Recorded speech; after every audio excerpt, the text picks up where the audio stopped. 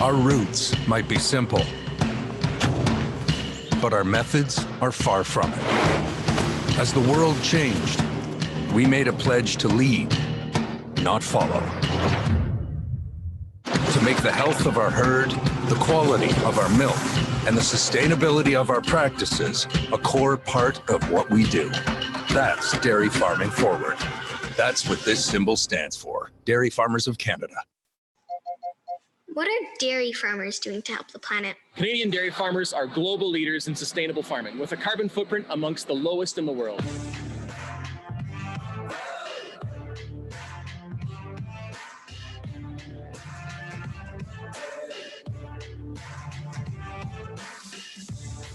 We've always worked hard, and we'll continue to preserve the planet for the next generation. Caring for our planet, that's Dairy Farming Forward. Look for the blue cow logo. Hello, everybody. Welcome, and thank you very much for being here. Just watched a couple of great videos there that we've been playing all month from one of our platinum sponsors, Dairy Farmers of Manitoba. Excellent work that they're doing, especially on from a grasslands perspective with their animals, with their cattle. Welcome again, and we're tremendously excited to have you here. It's night 4. It's been a hectic month. It's been incredibly neat, I guess is the word. It's the weirdest times possible, but it's been really cool. It's been a really cool experience. I'm so happy to have you here tonight on night 4. My name is Duncan Morrison. I am the Executive Director for Manitoba Forage and Grasslands Association, and I'll serve as kind of your webcast central host again tonight.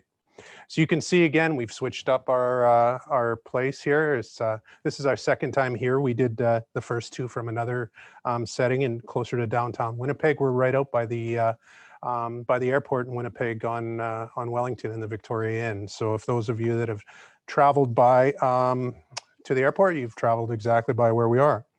We definitely, before we kick things off in more earnest, we definitely would like to begin by acknowledging we are in Treaty 1 territory, and that the land in which we gather is the traditional territory of the Anishinaabe, Cree, Oji-Cree, Dakota, and Dene peoples, and as well as the homeland of the Métis Nation. Again, COVID hasn't lessened its grip on Winnipeg. That's where we're broadcasting from. Many regions of Manitoba are in code red, which is the most urgent pandemic code as we battle the pandemic and lessen the curve. Many areas of Canada and the United States are also in the same strange predicament. COVID's a beast we've never seen before. Here in Manitoba, the healthcare workers, governments, industries, everyone, volunteers, everyone who's helping out and making sure that people are looked after in these times. You have our deepest admiration and our sincerest thanks. One other note tonight is our final webcast. It's 100% pure, made in Manitoba. We determined very early on as we were setting our schedule that today would fall on the American Thanksgiving holiday. We thought we wouldn't burden any USA keynote with maybe they would be falling asleep before they gave us their turkey invited presentation. But hey, we're kind of proud of this Boyd character that we have lined up to speak to you tonight. Certainly his profile is rocketing. He's coming back off a global trip. We're excited about that. We also have Aaron Nerbus as our moderator here tonight. Aaron will lead, of course, talk to Ryan and some question and answers, as well as our panel of Brian Harper, Brett McCrae, and Nick Cowan. That's not too shabby of a group any place, never mind just being Manitoba specific. So Manitoba is definitely holding its own in this discussions, and I think you'll agree with me tonight. On this conference format, once again, we have the incredible technology, audiovisual expertise of our friends at Howling Pro as our AV experts. Their expertise and their friendship has been exemplary. They've got to know many of our panel members and keynote speakers, and we consider them as good friends of the MFGA. What is the MFGA? MFGA is a producer-led organization with 30-year history in Manitoba working on projects around forages, grasslands, healthy soils, and increasingly and essentially producers. Regenerative agriculture, which is the key for us gathering here these 4 nights, is identified as our board as an area of interest and want to engage. In 2018, we declared our corporate position exactly for that reason, so that we could be in conversations, we could lead some conversations, we could connect people in these conversations, and most of all, that we could give producers a chance to learn more from some of the best, and also to learn from their peers as well. So throughout the conference, the agricultural practices of Regen Ag have been reinforced as a great interest of ours. It's a great fit for MFGA with our mission and vision. And again, however, it's important to note that we can't do this work alone. MFGA simply cannot do this work alone. And I mean, I'm looking at you guys, we need your help. We appreciate your help and we respect your help dearly. So we also need the support of our partners and network to make this happen. And with that, I introduce the Honorable Blaine Peterson, Manitoba's Minister of Agriculture and Resource Development, who is one of our most important partners and a key reason why this conference is happening. Premier Pallister and the Department of Agriculture and Resource Development, welcome to the MFGA's 2020 Regenerative Virtual Conference. I appreciate the opportunity to be here with you today. The Manitoba Forage and Grassland Association has been a leader for over 25 years in promoting the environmental benefits of forages, grasslands, cover crops, and healthy soils, while continuing to support economic prosperity.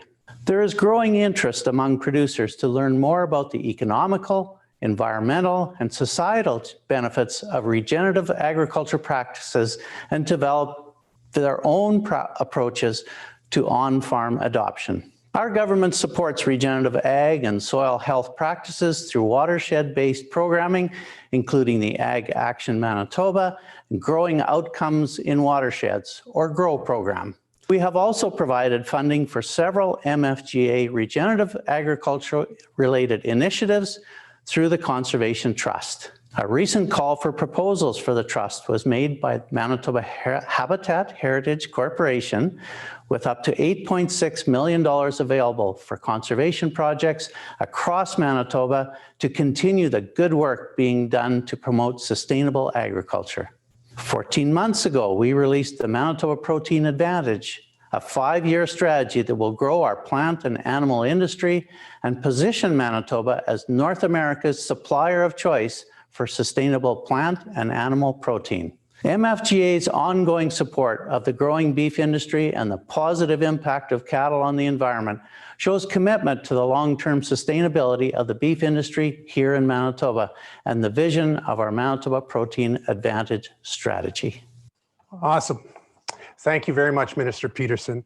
All throughout this month, it's been reinforced how proud we are to work with your department and how proud we are of our relationship with Manitoba Agriculture Resource Development. We're thrilled with your words motivating us on Regen Ag and the Conservation Trust, and also playing a role or having our producers play a role in the province's sustainable protein exercises that are going on right now. As I've said earlier, please do understand MFGA relies on conference and memberships as 2 necessary prongs. We have 4 prongs that we use. The second would be our corporate support, and I'll talk more about that. And the third is our projects that I talked a lot about last week.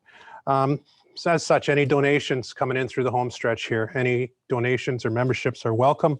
The key to marketing, as anyone would tell you, is once you get them in the tent, you keep them in the tent. And we believe that we've tried our best to certainly encourage you to support us, and we look to keep you as a supporter. So I'll speak more on the corporate support later. The agenda has been set. There is interactive abilities for you as a viewer. Last week was popping. I thought it was absolutely great. I thought the week before was great, and I thought the first week was great. It just keeps getting greater. But yeah, it was. I thought the chat was really cool. We're finding our way around this. I expect the chat to continue. It was percolating last week. And as you know, thanks to the great support of our sponsors, we've waived attendance fees. So this is happening for free. for free to you, but we are also putting this on. So, and MFGA producers like you are learning more about regenerative agriculture through these presentations. They're a pretty learned group, and they're a pretty fun group to be part of, and they're also a motivating group as well. And with that, I'd really like to introduce the MFGA Regen Ag video for you.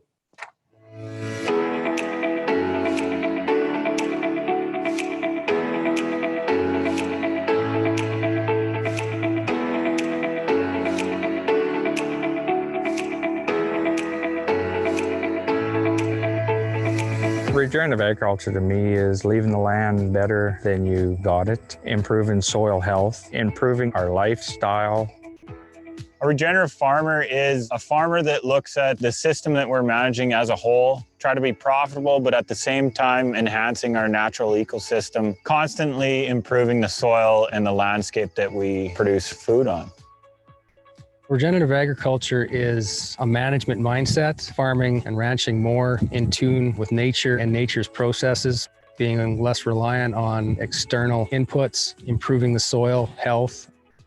If you have healthy soil, you have healthy plants, you have healthy animals, which in turn changes into healthy humans.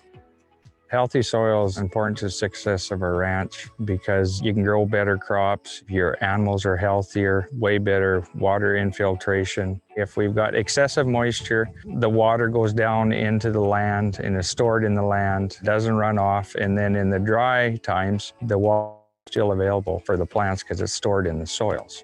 The future is looking good for our ranch. The soil is getting better instead of worse. Our organic matters are really going up in the soil. We're making nutrient-dense food for our livestock and the people that eat it. It's just kind of a win-win situation.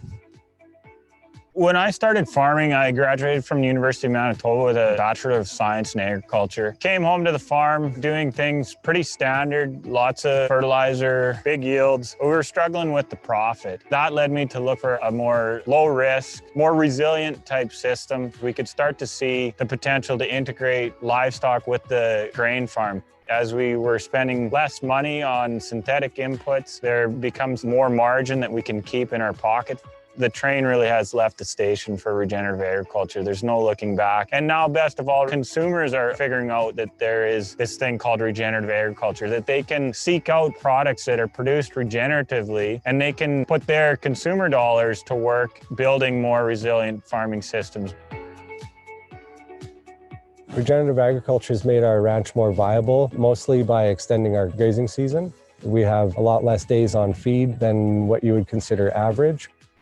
When you can increase the production of the soil naturally, you don't really need to necessarily go out and buy more high-priced land. If you can double your efficiency on that land. Grasslands, you're not doing them any favors by leaving them dormant. You get animals in there and they get everything moving and cycling through the soil again. Regenerative agriculture makes you assess what you have available on your land. Whether you have rough coarse land or good crop land, you have to look at what's available. You have to have a long-term picture of what you want on it. Once you have that picture in your mind, you have a goal to go to. But if you don't have that goal, you don't have anything to work towards. I am very proud of MFGA for what we've accomplished in the last 5 years. We have a strong membership, we now have a voice, and we are talking to producers on a grassroots level. We don't care if you have cattle or you're a grain farmer or just forage. We will talk to everybody trying to improve your bottom line. If another farmer rancher is thinking of regenerative agriculture, I would say definitely go for it. You can cut down on your inputs, grow as good a crops as you were before, if not more. You can cut down on fungicides, pesticides, commercial fertilizer, and basically improve your bottom line. And that's all that matters, is your bottom line. Love that. I just love that video. It's on our YouTube channel. You can check it out if you're ever trying to explain regenerative agriculture, or more importantly, explain why producers are interested in it. There's a reference for you. Check it out. It's on MFGA. That excellent little bit of videography was put together by Steve Langston of Dirty Tea Productions out of Honor Knoll, Manitoba. Full recommend, 5 stars, great guy to work with. He gets it. All right, so who's making all this happen for us? Well, many of the groups I'm about to speak about are partners of MFGA and also part of our annual corporate support. So they support us at the conference, and they support us during our non-conference times, which are usually pretty much not a month long conference, but COVID has kind of put us into this whole thing. So as a little bit of fun here, I'm going to go off script and do a little bit of a Jeopardy tribute, see how that goes. Just gives you just a couple of tidbits more on each sponsor. I'm not on script here, it's unrehearsed, and it's either brilliant or it's really not a good idea. But let's get into it, and let's start anyways with the board. And here they are. This gentleman is from Verdon. He's our chair. He farms with his family. He was our moderator the previous with Nicole Masters, who is Larry Wagner chair. Also to note is who preceded Larry Wagner as chair was Darren Chapman, very valuable to MFGA. Dave Kozlowski, very valuable to MFGA, and a longtime chair that really guided MFGA for a long time was Jim Lintott. And I think it's important that we recognize the work of our former chairs that all led boards that contributed and put us in this spot. The next guy who is from Forest, Manitoba would be Ryan Boyd, and who is our dairy farmer rep is Lawrence Knockhart. So I'm going to ditch this Jeopardy thing and just tell you stories about everyone. I told you I didn't get too far, but anyway, it's good. Producers, Shauna Bro. You saw Shauna and her husband Clayton up in St. Rose de Lac. I think Clayton's standing beside the biggest piece of corn I've ever seen. Clayton is 6'9", so that puts a perspective of that corn in for you. But no, it is really cool to have Clayton and Shauna up in the St. Rose de Lac. Andrea Hamilton, for those that do chase wildlife, Andrea got, I believe, her first buck this year in season. She also has traveled to Australia and is now, I believe, she's working in the newly accelerating cannabis industry. So she was a very welcome addition from University of Manitoba. Christelle Harper, Christelle's father, Brian, will be on our panel later tonight.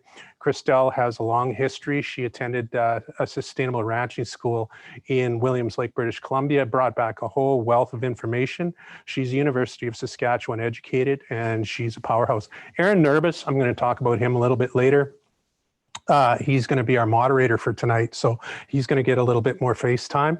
He certainly has big shoes to follow, as Matt Van Steelant was moderator last week, and Matt led a very excellent discussion, much like Larry did the week before and Ryan did the week before. Commodity groups, Manitoba beef producers, absolutely side by side in some of our projects with Manitoba beef producers for sure. Mike Duguid, very proud grandfather, talks about 4-H and the kids and up in the Interlake area there, and it's always nice to hear Mike's stories about how the next generation of the next generation is coming up through the beef ranks, through 4-H. Sherry Bagansky, Manitoba Sheep Association. Sherry is just coming on to our board. We had Colin Hunter with the Manitoba Sheep Association. Since Sherry has been online with us for about a month and a half, pretty much the whole year of 2020, just our meetings have been so sporadic. So we're really glad to have Sherry and the Manitoba Sheep Association engaged. Jacques Soquette, Manitoba Bison Association. I think if there's a definition of a gentleman, it would probably have a picture of Jacques. Anytime we need some work done or a question asked, he always dives in with 2 feet forward. And I think that's representative of our whole entire board. Everyone's always ready to do it. Jacques a good guy. Ex officios, May Elsinger, Rangeland Pasture Health. I always get the title of May's excellent work. I don't get it wrong, but I don't really get it 100% right. But May is from Ag Canada out of Brandon. She is as well-versed on rangeland plants and communities, and there's a guide on our website that May helped lead for us. So Charlotte Crawley out of Ducks Unlimited Canada. Brandon Charlotte is very key to Ducks Unlimited's Marginal Areas program. She's also key on some of our conservation projects that we do with Ducks Unlimited. Charlotte took over from Ken Gross, and Ken has a long history with Manitoba Forage and Grasslands. I think he put in significant amount of time on our board. And so Charlotte has picked up the steering wheel from Ken. Dr. Emma McGough, University of Manitoba. I'm fortunate that Emma has submitted a video for us to play later on her perennial grains project at the University of Manitoba with Doug Catani. Emma, of course, is very involved with everything livestock out of University of Manitoba. Again, it just brings that academic wizardry to our board. Glenn Friesen, Manitoba Agriculture Resource Development. He has been, again, I think this is Glenn's second, maybe even his third tour on the Manitoba Forage and Grasslands Association Board. Glenn is front and center on the climate change work that the province is undertaking as part of their sustainable protein and some of the other initiatives are underway as well. So that is them. So our platinum sponsors. So the Dairy Farmers of Manitoba, we played their videos right off the bat. They are platinum sponsors of us on this conference. They're also very heavy corporate supporters for us. They're right at the highest level. Lawrence Knockhart, who is our vice chair, really serves both hats well when he comes to our board meetings. He brings a perspective of the dairy farmers, and he's a pretty shrewd businessman as well. And we always, Lawrence asks the questions that everyone else is thinking, and I really appreciate that.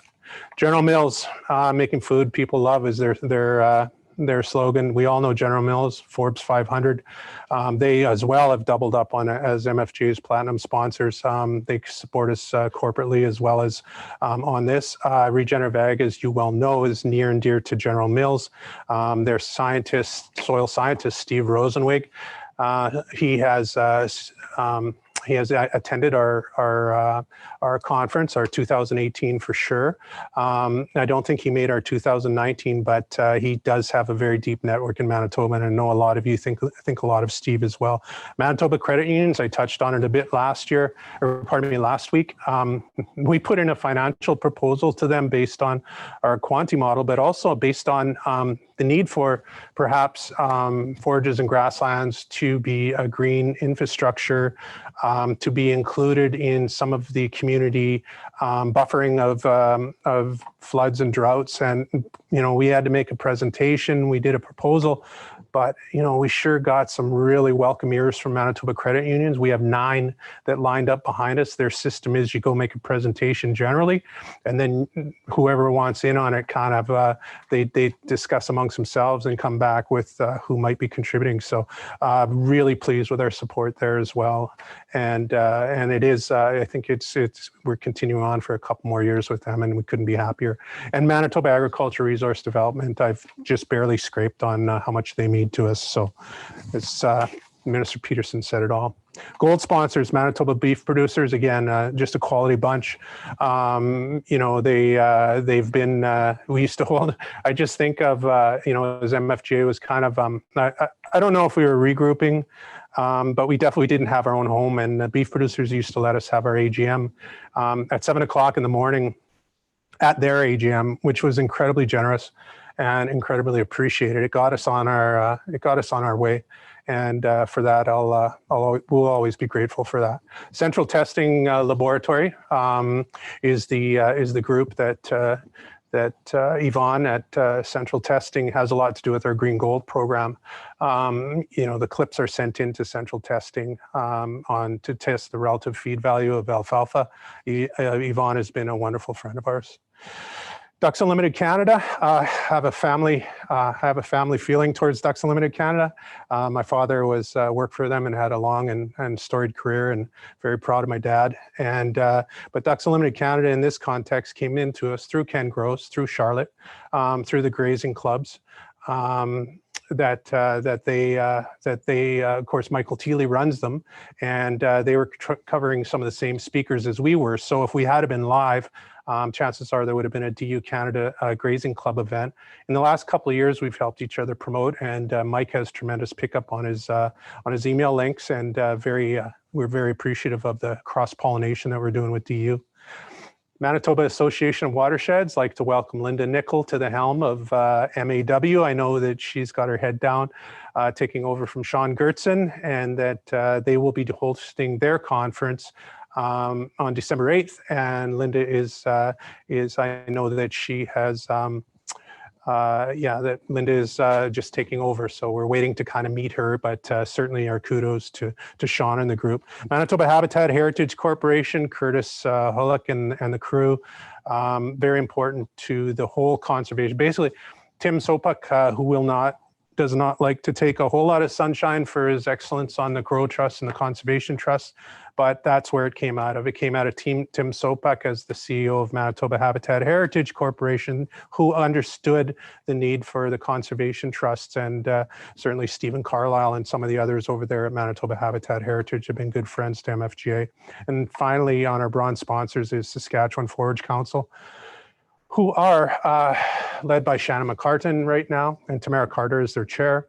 We've had some outstanding discussions with Saskatchewan Forage Council. I know they were truly saddened that COVID put their first ever regenerative agriculture event on ice.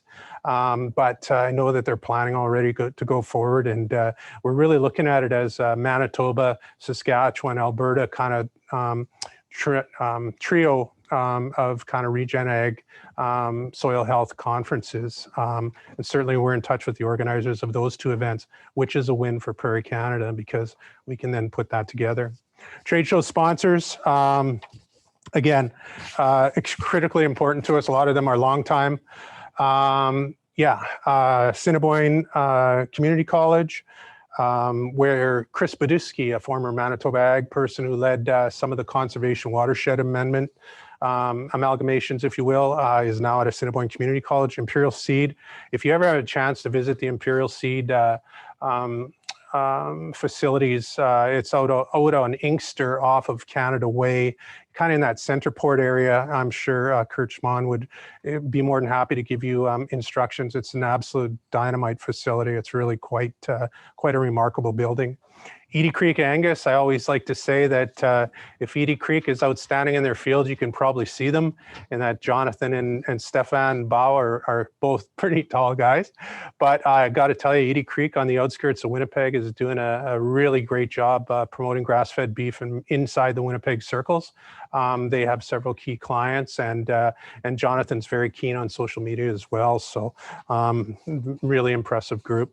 Carlisle Liquid Starters came into our group last year. Was the first time. They've been absolute tremendous in support of MFGA. They are constantly retweeting our tweets. They're constantly supportive of this whole thing.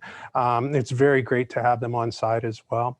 Clean Farms is another one. We got to know them through Clean Farms, we got to know them through our conference as well. They actually just have a new thing with the going on with the conservation minister, and they have something around some of the making your farms cleaner as far as that. Alice Canada, longtime conservation group. Very much Lara Ellis of Alice Canada has been a dynamo on the Canadian prairies, and Lara has been pretty active in the prairies as well for Alice, who has a very good profile in Manitoba. FCC, one of the things of COVID that I regretted was not being able to bring a FCC bag home. Those ones, they see them at the grocery store. They're great for that. GBT Angus, Trevor Sherrill, just over the border in Saskatchewan, doing great work on their farm. Very keen on regenerative ag. Range Ward came to us with this, definitely the use of a mobile fencer that we gave away as a contest, which was great. North Star Seed, I've talked about North Star Seed as well. They very much are evident in every single gathering. It seems it's Rhonda or Nile or some of their other crew are always there. They always have a presence. Kane Veterinarian Service Supplies, got to say good things about this group too. Really, that they always seem to be there. Like, how do you judge a person? Well, you judge on their business, but the community is important to Kane. You feel that. We just simply call them up, and if they can support producers, they're going to be there. Birds Canada, congratulations on your recent grasslands conservation incentives guide that is available on their website, just starting up a whole new footprint. And Boyd's Beef, Boyd's Beef. And I think we went over Nurbus's as well, and both of those guys are going to get a lot of face time tonight. Both of them are great, absolute great producers. So with that, what I'm going to do next is I'm going to go on, we're going to go cut into the General Mills video right now. And after the video is over, we're going to go straight to Aaron Nurbis. And Aaron has been looking forward to this a whole time, long time. Aaron farms with his brother Shane at Nurbis Brothers Angus and their family. That was Shane and also his son Kane on the MFGA Regen Ag video. So with that, we'll give you the General Mills. It'll go right to Aaron Nurbis, who will start us off. It's a whole lot easier to make a living on the farm when we're not writing checks for external inputs all the time. So if we can produce nitrogen with a cover crop here, it's one less check I got to write in June. The word sustainable for us it's not good enough. We have a degenerated system here. That's why regenerative makes more sense. We don't want to sustain a broken system. We want to build a system, fix a system, and that's why we call ourselves regenerative farmers. Yeah, we see birds here we've never seen before in our life. There's birders that come to watch these birds from all over the Midwest because they're here on this land. We see all kinds of different insects now that we've never seen before, above ground and below ground. It's just amazing as you fix and heal the soil, what can come back. We are breaking tradition, and that's not necessarily a bad thing. Change is inevitable. Mother Nature has been pretty dang tough on us here. Having regenerative agricultural practices has given us resilience so that we can adapt to the things that she's been hitting us over the head with. This works everywhere in the world. It's the same principles that can be applied to any piece of ground anywhere in the world, and it is happening everywhere. It's just part of the love of farming that you want to be able to pass that on to other generations.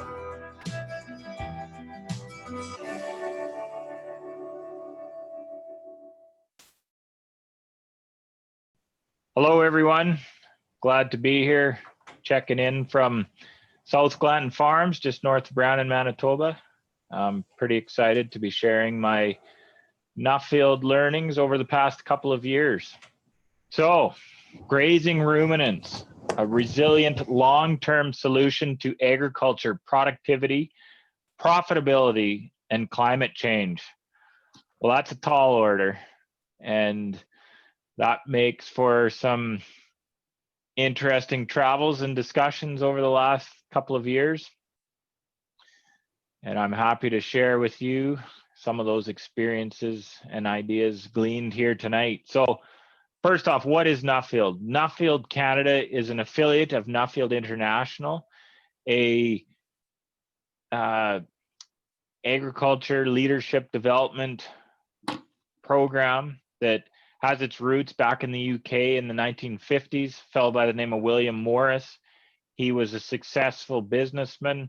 He had spent time traveling to the US, learned from Henry Ford, took what he learned there home to the UK. He built things like the Morris Minor car, had an extremely successful business career, and he felt that farmers could benefit from a similar experience, learning abroad and bringing new ideas back home to Europe and the UK.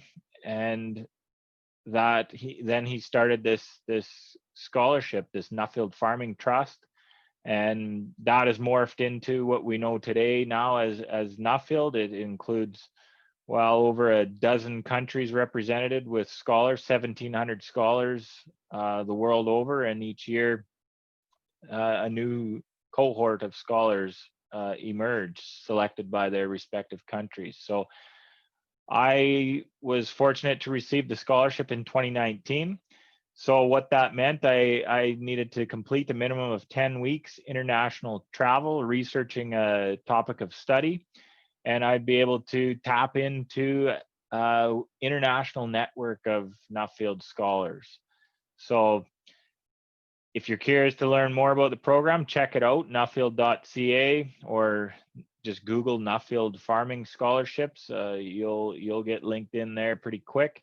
There's a plethora of past scholars' reports, lots of interesting stuff going on there.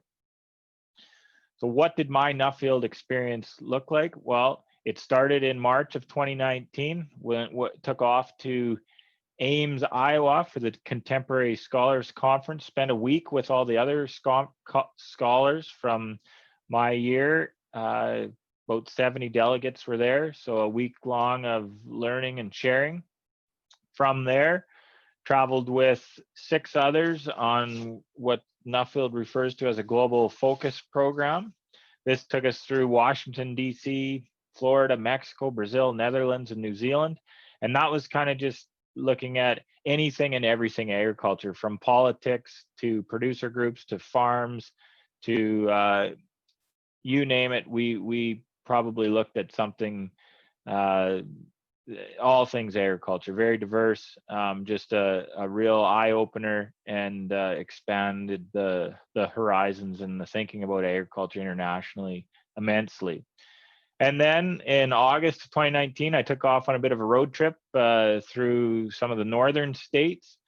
Visited with Dwayne Beck, Rick Bieber, stopped down in Nebraska, caught up with Jim Garish down there. Visited some folks in Iowa, looking at some different cover crops and that sort of thing. Rounded out the trip stopping in Minneapolis at the General Mills headquarters before heading home. Then in February, I took off again. I went back down to Florida to visit with Jaime Elizondo. I stopped in Georgia, saw Will Harris at White Oaks Pasture, hooked up with Richard Teague in Texas, and then off to California for a few visits there. And from there, I took off to Australia, a couple weeks in Australia, New South Wales, West Australia, and then the UK was in Scotland and Southern England. Before heading home, got cut off a little bit short with the current predicament the world has found itself in, but it was all good and an immensely successful travel experience. Now, this would never have been possible without the generous support of sponsors. So Western Grains Research Foundation is the key sponsor to my scholarship. They work with Nuffield to make the scholarships happen and keep the organization running, amongst other sponsors of the Nuffield organization. But specific to my scholarship, I was very fortunate with the help of my father-in-law, Bernie Wetter, at the Green Spot there. We were able to attain several more sponsors. And then I was just extremely overwhelmed with the support that I was able to receive from businesses in Westmount and producer groups, organizations from across Western Canada. So my sincerest thank you to all the sponsors, and of course the Manitoba Forage and Grasslands Association was one of the first, if not the first sponsor to get behind me and offer their support in my travels. And of course, the biggest sponsors of all, you might say, is my family for agreeing to let me take off on this crazy journey for months on end. My mom and dad there, my sister Janelle, Sarah, 2 kids. It's not hard to be. It's not easy being away from 2 young whippersnappers there for months on end, but everybody got on board, and it was a real privilege and a just opportunity of a lifetime that I was able to take. So what's the fuss about grazing ruminants? Why do I have my head in this grazing cloud so badly? Well, I guess I've always had this passion for farming. Once I took over the management of the farm, it didn't take me long to realize we needed to develop a system that was a little lower risk, more resilient to weather extremes. And this led me to falling in love with grazing cattle. So intensive management intensive grazing.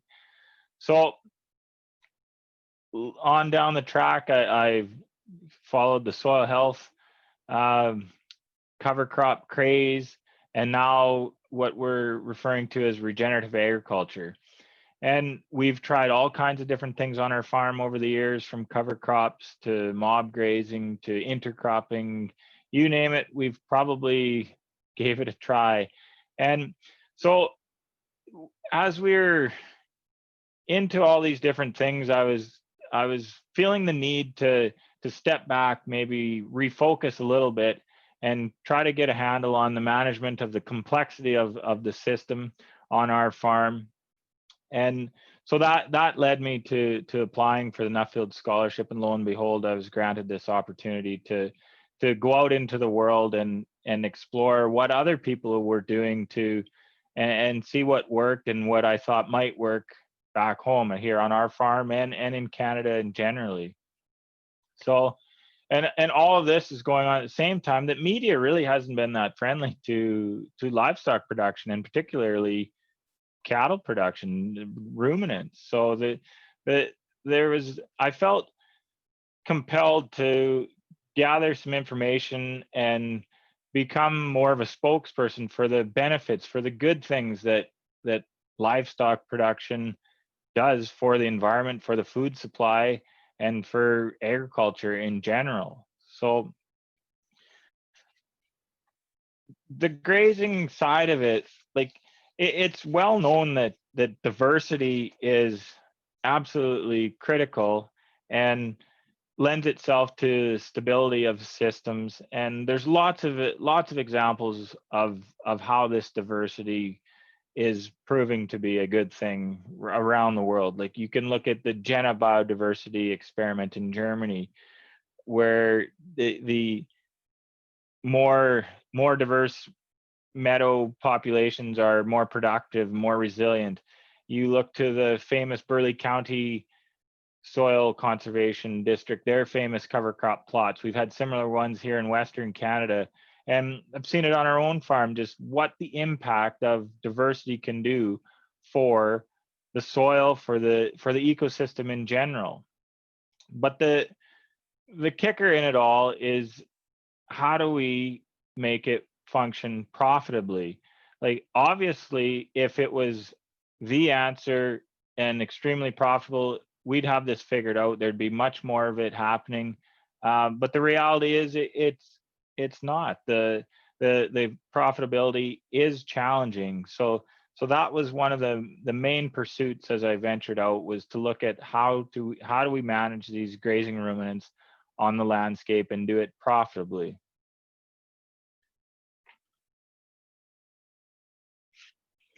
So of course, traditional livestock integration, which we've seen a reduction of that over the last several years. Certainly the mixed farms are kind of a thing of the past, but I think that doesn't mean that they're not still viable. That was the first thing I was reminded of on my travels, was cattle are upcyclers. They in nature, they take a low value, high roughage forage, byproducts, if you will, and turn it into something that is of high value, the meat, the fertilizer. Yes, it is having livestock plus grain or crops together, it's much more complex to manage. And that to me is probably the biggest reason why it has went away, because I saw many examples where astute managers, they realize the value of having the cattle, having the crops, and we're making it work together, and to a great degree of success. So in Australia, there's all kinds of stubble grazing going on. In Brazil, they could see on their lower sandier soils, put some forage in for a short duration rotation would give them 20% increase in profitability on the remainder of the rotation. So, and I mean, that's nothing new. We've known that for a long time, the positive impact that having perennials into the system has. But there's the point I guess I'm trying to make here is there's certainly plenty of low-hanging fruit to be had. You think about chaff grazing, that sort of thing, in Canadian agriculture, that we could certainly do we could certainly capitalize on a great deal more than we are already. And this middle picture here is the herbal ley. That's what there's a lot of interest right now in the UK as people are thinking about how to create a more profitable system as the prospects of the subsidies are looking to become reduced potentially as Brexit carries on. So traditional livestock integration, I think, just simply is a good option and should be explored. And I think we're going to see more of that. And the reason we don't, I think, is just a testament to the good times that we are currently experiencing in agriculture, in crop farming. The economics are just better for crop farming, or don't require the addition of adding value where possible with the grazing animals. So what I have come to believe, though, in my travels and thinking about this way too much, is that I think getting back to the basics of intensive management of perennials is where the biggest opportunity lies. You know, we're trying to think how we can make cover crops work. There's a lot of people working on all kinds of different ideas in the regenerative ag space, in the cover crop space, with relay cropping, with pasture cropping. There's all kinds of things going on, and I think that's fantastic. And we're going to see so much more of that in the future.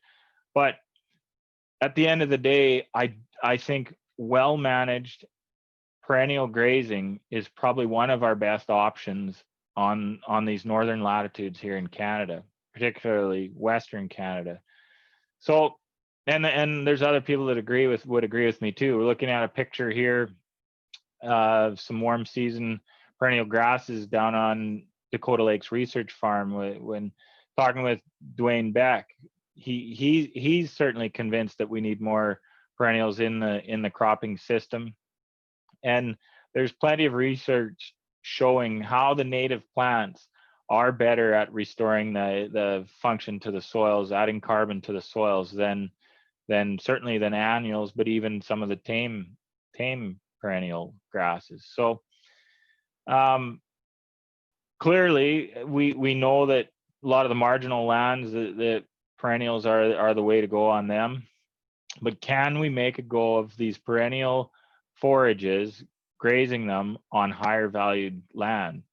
And I'm going to suggest that if we really manage it carefully, that we can compete and we can add value, whether it's as just a part of the rotation, a year or two, that we, or 2 or 3 years, however long you might decide to keep it in rotation with annual crops, or if we choose to keep those perennials in indefinitely and continue to graze that perennial and use that as a permanent solution. So probably the most critical factor, if we're going to make these perennials work, is we need to get the stocking rates up. We need to be able to grow consistent amounts of good quality forage and capitalize on that growth with animals, with the stocking rate being at a level that it becomes profitable, performance that is profitable. So this led me down to Florida several years ago.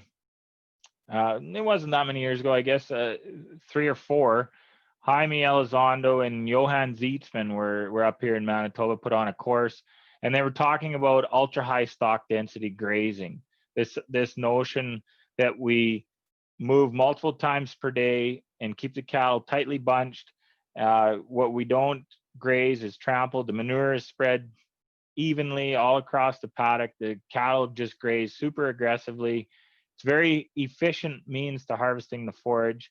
And with this type of grazing, coupled with a long recovery period, leads to a rapid improvement in landscape function. Now, Jaime, he was managing a ranch in northern Florida, and he has since coined the phrase total grazing. This is what he's referring to, this method of grazing. If you want to find some more information on him, check out the realwealthranching.com, the rwranching.com. But from what I can see, this type of grazing, this grazing method allows the best balance of production off the land, regeneration of the land, and the resulting profitability. So this is Bahia stockpiled since July of last summer. This is our oldest right now. This is Jaime Elizondo here, and just look at the density. And look at the closeness of each individual plant, and the growing points are not dead. When with tall grazing, you kill the growing points. So we take it down at least once a year with severe non-selective grazing with adapted cows that can maintain their body condition, which is essential for rebreeding or fertility at a low cost. Absolutely. And this is about 300 stock days per acre of stockpiled grass, and you can just feel if we take it all, it will give us around 300 cow days per acre. This is a tough pill to swallow for myself and for a lot of people. When you think total grazing, is that something we should be doing when it's been ingrained into us that we should try to leave a significant amount of forage, leave some leaf matter intact so that we don't shut down the roots and so that we carry on the photosynthesis throughout the growing season? So a little bit of a history lesson there. One of the first things Jaime pointed out to me, he said, well, where does that idea come from that we need to be concerned about shutting down the roots? Well, it comes from a study published in 1955 in the US, Missouri, I believe, looking at the defoliation of grass and how it affects the root growth.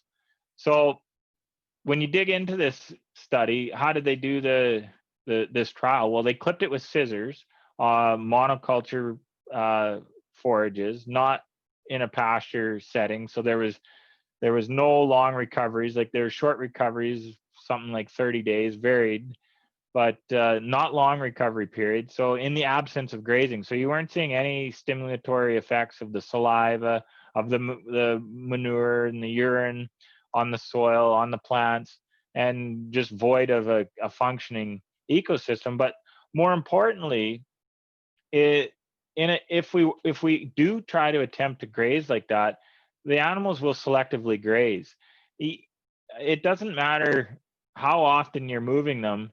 If you're allowing them to leave a high residual of forage, they're going to eat the choice grass, the most tender leaves, the most palatable forage first. So what that leaves is a stand of forage with a low leaf to stem ratio. They'll pluck all the leaves off and you have just the stems left, or the poor quality materials. So in effect, you're making the plants much less efficient at photosynthesis. Sure, you might not be shutting them down quite as much you think you're not shutting them down, but in fact you're slowing them down. It might as well be grazed right to the ground and start fresh. So after seeing that and listening to Jaime talk and seeing some of the results on his farm, what they were doing there in North Florida on some very tough land, tough soils, and some not extremely high quality forage, we had to give it a go at home here this summer. So we went out and got ourselves some of these automatic gate lifters, came across them through association after meeting some people, talking with people through the grapevine and the travels, these Penz Agro lifters. So it's not like when we're going to move cattle 4 or 5 times a day, we can go out in the morning, spend an hour setting things up. We have 4 of these lifters, or 3 of those lifters in the paddock. We do the first move manually and then set up the next 3 moves, program them, and they'll lift at set times throughout the day. So in the morning, the idea being that you give the cattle like a quarter of their ration. If we're moving 4 times a day, a quarter of their ration 4 times. And then by the end of the day, they've consumed most all of the grass that was there, like 80% plus of the forage. What they haven't consumed, they've trampled. They've spread the manure very evenly. And they're chock full and content at the end of the day. So, and then what we were blown away by was, firstly, the increase in stocking rate that we're able to achieve when we started grazing like this and taking that more of that grass. The stocking rate increased much more than what we thought we were leaving behind. So if we thought we were grazing a 50% residual prior to other times, other years, our stocking rate was more than double. We almost trebled it in certain cases. Granted, we had more moisture this year, but the regrowth was absolutely phenomenal. When you think about the goal of the farm is maximum photosynthesis. Yes, after we graze it, there's not much for green material there for at times maybe a few days or a week, depending on the time of the year. But what grows back is just pure lush green that is what I would call maximum photosynthesis. It has a high leaf to stem ratio, extremely high quality. Since we have took it back, we're allowing the higher successional species a chance to establish themselves. And then when we're going to leave that long recovery, again, they're going to be able to establish more. So John Kemp talks about this as well with his pyramid of plant health. And as the plant reaches a high level of health, the photosynthetic efficiency increases dramatically, and the plants are able to massively increase photosynthetic capacity. So it's really not a linear thing.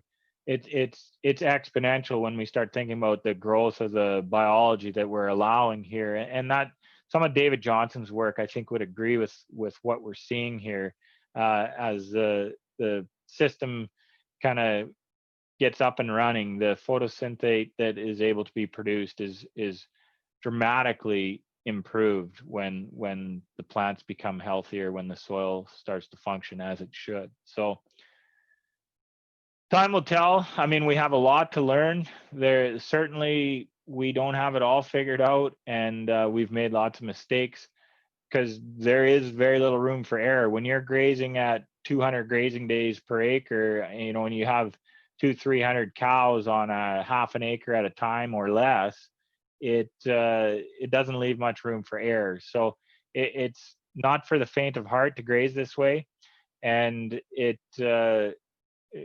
but we've seen enough to know that there is something to this, and I think I would recommend anybody trying this, at least to a small degree, just to look at the results, what is possible on the land, on the forage side of things.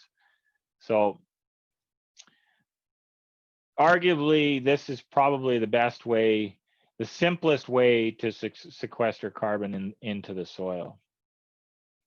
And it kind of reminds me of, you know, I have this picture in my head of kind of what the most productive, perfect forage, never be perfect, but some of the best forage on the farm is quite often hidden in corners of the farm or around yard sites where it's hard to get at, and we might only graze them once a year, maybe not even every year. And when we do graze them, they just get hammered. They get grazed really hard, but then they're left to recover. And that's kind of what we're trying to emulate on the entire landscape of the farm.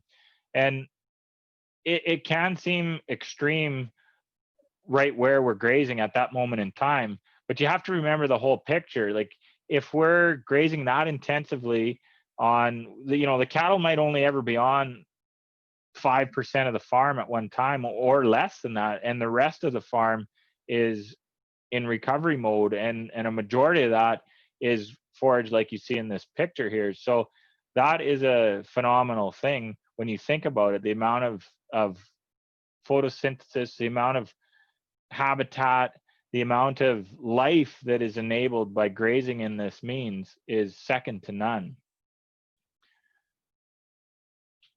Another facet of trying to capitalize on these grazing systems. So we go out there and we go to all this trouble to manage that grazing as intensely as possible. We do everything right. We're grazing them, moving them 4 times a day, maybe even more, grazing at 5, 6, 7, 800,000 pounds of beef per acre. And the forage just starts to respond. The flywheel starts turning and things just start happening. Well, we need to be ready for that, and we need to capitalize on that excess forage, that additional forage growth with more grazing. So we need to be able to have a plan in place when this starts to work to get more cattle on the land. To, you know, maybe it is mean we do some haying or some stored forages, silage some of that extra growth off, but we need to capitalize on that. And that, I spent a few days with Stuart Austin in New South Wales, Australia, and he's the manager of Wilmot Cattle Company. And they've developed this app called MyGraze app, and it tracks the forage inventory, your precipitation and your recovery periods, and predicts how much forage you are going to have while taking into account what you have now and the livestock you have, and a very nifty little tool to manage your stocking rate and see if you're kind of painting yourself into a corner, or if there's good potential to expand and run more cattle to graze the growth that is either there now or coming. So it was pretty neat to travel with Stuart for a couple of days. We hit up a couple of auction marts where they were selling cattle, and they're just coming out of the drought there in New South Wales when I was there. So he was ramping up their livestock numbers. So was able to see him buying cattle at the auction mart and how that system was all coming together to work like it should. And again, having a good, knowing what your forage inventories are on the farm was really hammered home again by Jim Garish. I spent an afternoon with Jim in Clay Center, Nebraska, on the research center down there, where their main focus on that research site is the animal side of things.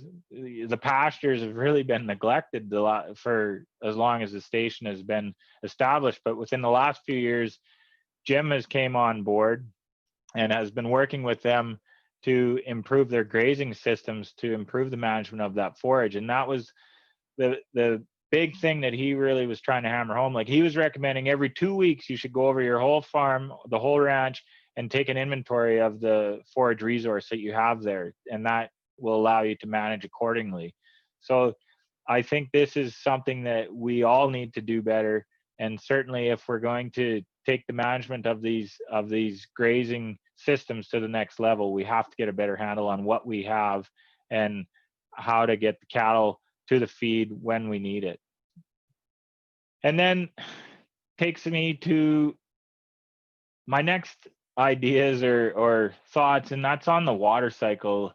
We commit to going to the perennial route or any of these regenerative principles where we're trying to capture the most sunlight as possible to fill those gaps in the cropping system with some live roots. We need to capture as much water as possible.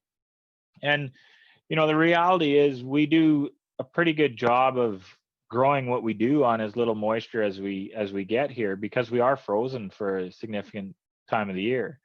But that winter period where we get snow, I think we're missing out on a huge opportunity to capitalize on some of that moisture, to collect some of that water so that it can be used later. And also on these big rain events that we do happen to get, the soil physically can only hold so much water, but if we haven't used enough of plant growth, I think we want to be prepared to start storing some of it. So we really are dealing with such a incredibly broken water cycle that we have no idea. We've totally normalized this broken water cycle that we get a big rain, water runs off, well, there's nothing we can do about it.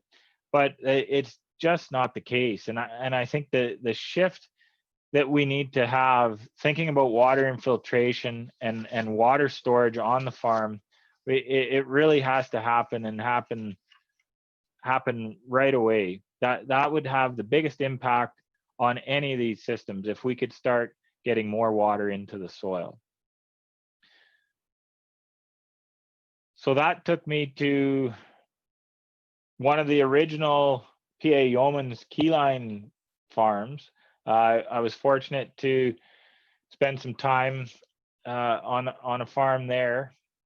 Of course, all the original Yemen sites are not functioning anymore. They've been sold off and are kind of laying there, or just a marvel of history, basically. But being able to walk around and have a look at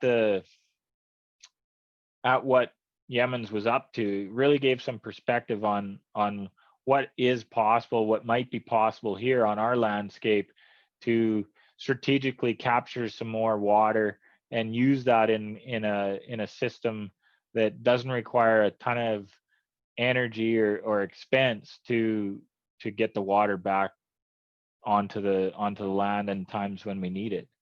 Another fellow that I came across was this Peter Andrews, and his ideas are similar to what Yemen's talks about, in that he's trying to rehydrate the landscapes, but he's really focused on working, higher up in the landscape, making the water, slowing the water down, running it away from the valleys onto the ridges, getting it to soak in, and also using techniques like leaky weirs and that sort of thing to repair some of the damages in the valleys that have eroded and washed away. So lots to think about there on the water side of things, but certainly water, we greatly underestimate what potential exists here in Western Canada with the water resource that we have. And it really was apparent when we were in Mexico, driving across the desert essentially, and all of a sudden you come to some of the most beautiful crops of wheat and corn that you've ever seen, and this is all flood irrigated that they're able to channel down out of the mountains. So we don't notice it as much here because we tend to start out our seasons with significant moisture, certainly enough most years to get things going, and it can dry out kind of gradually, and our droughts don't really get that extreme. But with that in mind, we could certainly enhance our production and certainly bolster the production of perennials if the water system was functioning a little better. So as I mentioned before, the water infiltration is a critical part of this. And what makes better water infiltration? Well, it's better aggregation of the soil, better structure. And how does that structure happen? Well, it's with carbon holding the soil particles together. So I think that we need to adjust this narrative, this climate change narrative, that we need to sequester carbon, because it's such an elusive thing trying to measure that carbon. It's such a dynamic thing. But water infiltration, the water infiltration test is just simple. You pound that pipe into the ground, dump some water in, time how long it goes in. If it takes a long time, that's not too good. If it takes less time, that's what we want. And it when you see that happening, when you experience that, it resonates with me as a farmer and as a person looking at that. When we're trying to get our heads wrapped around this carbon and greenhouse gas and carbon in the soil, it's really hard to connect with that, and it doesn't resonate the same way as water. So I think we need to talk about water infiltration a lot more and really monitor that, and that would lead to a lot of good things. Another word on technology. That was always the discussion on the Global Focus program. What's the next disruption that's coming?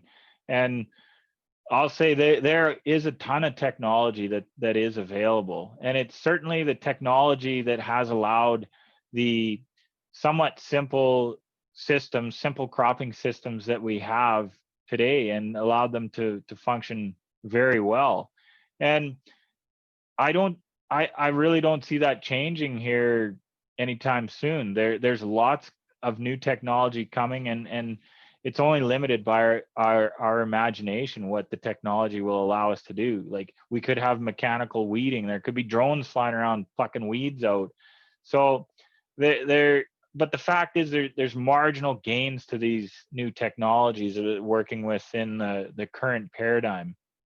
But when you take the technology, apply it to the new paradigm, which I think we often run the risk of not capitalizing on that and not exploring that to its fullest extent. We think that in regenerative ag, we want to have this natural system that is void of any new technologies or anything that doesn't strictly fit inside that natural box, that we're limiting ourselves. So I think just a word of caution, like, we need to embrace all the technologies, and certainly there's a lot of opportunity within these natural systems that we're looking to develop moving forward.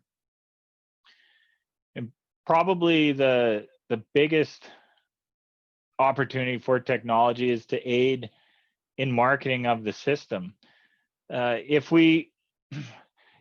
The short-term economics of the learning curve of the establishment of these systems, it can be challenging, and I think that's why most people are struggling to get them up and running, get them functioning, is the short-term economics. But if we can get our story right, if we can monitor the outcomes of the system and get that out to the market, I think there's good opportunity to capitalize on that. So this was, I spent some time in California. I was fortunate enough to connect with one of the founders of the Kiss the Ground organization, Finian Makepeace, and he was gracious enough with his time to meet with me in their little office space in Marina del Rey. And these guys are extremely coordinated, very smart folks, very educated in the principles of soil health, in what the potential of a regenerative system is. And their main focus is to educate the consumers and explain to them what regenerative agriculture is and what the potential can be. So that market is growing very rapidly. Like, it's no surprise that the food giants of the world, the General Mills of the world, have their eye on regenerative ag, that they're talking about this and thinking about this, and hopefully will be able to implement some of these practices into their supply chains. So probably the one of the most impactful visits I had was with this fella in Australia, this Luke Winder. He'd started his farm about 4 years ago called Path for a Free Range, and he just came across Joel Salatin on the internet, on YouTube, got watching. He was like, "Oh, that looks interesting." He was getting tired of his city life. Bought 100 acres, said it was like 400 grand. Sold his house in Sydney.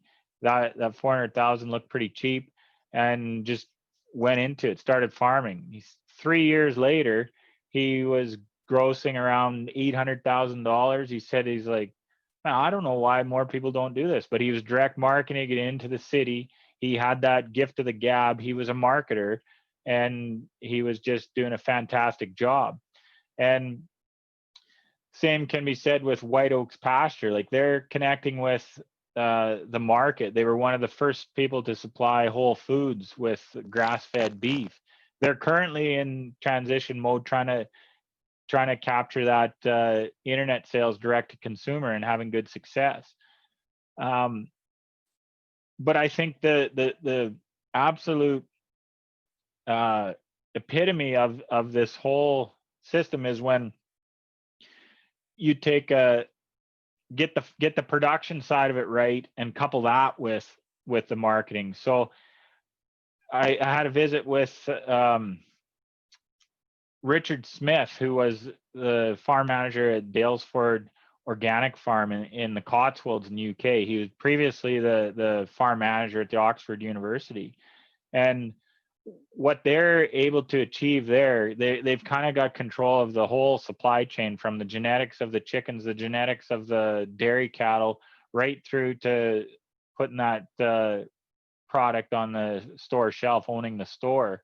The demand for their product is just growing leaps and bounds. And I think for those willing to go to the effort to set up a system like that, it's a fantastic opportunity. Really, what we're talking about here is a circular system. These beautiful prairie soils that we are currently enjoying here in Western Canada and abroad were developed under nature's extremely efficient circular system, of which grazing ruminants were an integral part of building that microbial community, of allowing diversity to flourish on the prairies. So if we're going to produce a more resilient, long-term productive agriculture systems, the grazing ruminants are going to be a cornerstone of that system. So this is a challenge when we export as much as we do in our Canadian agriculture, but I think the ruminants, the animals, the livestock is definitely a step in the right direction, and we need to continue building on the good work that we are doing already. To conclude, the grazing ruminants need to be central to the fertility of the farming system, as they once were in building those extremely productive and efficient natural prairies. The best way to do that, in my opinion, is to consider using ultra-high stock density grazing of perennial forage. To get the most benefit of that perennial forage, we need to infiltrate as much water as possible. That needs to be a priority. It needs to be monitored. Landscape planning is the next step. Once we've infiltrated as much water as possible, we need to think about the whole of the landscape. Is there opportunity to capture more water from those excess rain events, from our winter snow melt, to store it and use it later on in the season when it is needed? And finally, as we are able to document some of these outcomes, the ecological goods and services, we need to market the system, capitalize on that opportunity. There's a groundswell of consumers that are becoming knowledgeable about regenerative agriculture, about the positive things that grazing ruminants bring to the system. We need to get in a position to capitalize on those markets, and they are only going to grow. As Steve Jobs once said, that people don't know what they want until we show them. And I think as we can start demonstrating the massive benefits of a diverse, ecologically resilient system, the market is only going to grow, and it shows a bright future. I think we need to really celebrate what we do have. The agriculture systems that we are currently working with, they're extremely efficient, and we should be proud of that. Too often the regenerative movement gets really negative on what we have right now, and I don't think there's any need for that. The regenerative movement is simply just building on the science that we are beginning to accumulate. We are starting to learn more about how the ecosystem functions, how soil ecology functions, and as we figure out how to put those together, put those pieces of the puzzle together to function and function profitably, the system is going to adapt and change over time. So we have some of the best soils in the world here in Canada, and that is something we should be proud of. Close with this, that after traveling around, I've never been more proud to call Canada home, and so thankful for the freedoms that we have here and the life that we live in rural Canada. And I think we should never take that for granted, and we should all just smile and be thankful every day that we walk out onto our farms and choose what we're going to do with those fields on that day and plan for the future. So, and with what we're talking about here the last few weeks and what I've seen over the last couple of years, I can tell you that I've never been more excited about the future that lies ahead for agriculture in Canada and beyond. It's been a humbling, extremely humbling experience. I cannot thank the Manitoba Forage and Grasslands Association enough for their support over the last couple of years, and with the platform here to share some of my ideas and thoughts and experiences. And just remember one thing: eat some beef, preferably Boyd's beef. And if you want to learn more about our farm, get in touch. I'm on Twitter a little bit under Glanton Boyd, and you can follow Connor English, our main man here, on Instagram. He manages the South Glanton Farms account there, so feel free to give him a follow and ask him anything about what's going on here. He knows it. He knows the operation inside and out. So with that, I look forward to some very interesting discussion, and thank you again. Hi, can you guys see me? Okay. My name's Aaron Nerbus, and I'm the moderator for tonight. Sorry I couldn't get in before Ryan's presentation, but we'll just forge ahead here. Thanks, Ryan, for the presentation. That was excellent. All our keynotes this month have been really, really good. Ryan's was actually the presentation that I was looking forward to the most, and it was quite interesting. I think for him, it's quite an honor to be chosen as a Nuffield Scholar, and I'm sure that his travels and learnings will be of a great benefit to us and many others. So with that, maybe I'll touch on some of my intro a little bit later on, but I don't want to disrupt the flow of the question and answer. So we'll get right into it here. So the first question here is from Ryan Kennard. He asks, perennials in short rotation with annuals makes a lot of sense, but how do you think we can establish and terminate them and save the soil health benefits derived from the perennials? Okay, thanks for that introduction, Aaron. Thanks everybody for tuning in here, and yeah, excited to have this conversation. We'll have to dig a little deeper into the total grazing. I think there's a lot of questions there, and certainly want to address that. So thank you again to MFGA for this opportunity, for their support over the last couple of years, and thank you to Nuffield Canada for this wonderful opportunity as well. So perennials in short rotation, that's the $1 million question, Ryan. How do we put in to get them established easily, and then when we take perennials out, to maintain the benefits that we have achieved in terms of the soil health? That is something I'm still struggling with here, and that's kind of why my presentation leaned more towards perennials as a longer term solution. If we can come up with that grazing system that is profitable in the long haul, that's been the struggle here in our farm. As we go to all this effort to make those pastures really thrive, it's difficult to pull them back out. But one thing I will say is I'm not afraid. I was really strict on the no-till before traveling, and now I'm certainly not as opposed to tilling to take them out. But I know Mario Tenuta would tell you, any of his research, as soon as we till those perennials, a lot of that carbon's gone.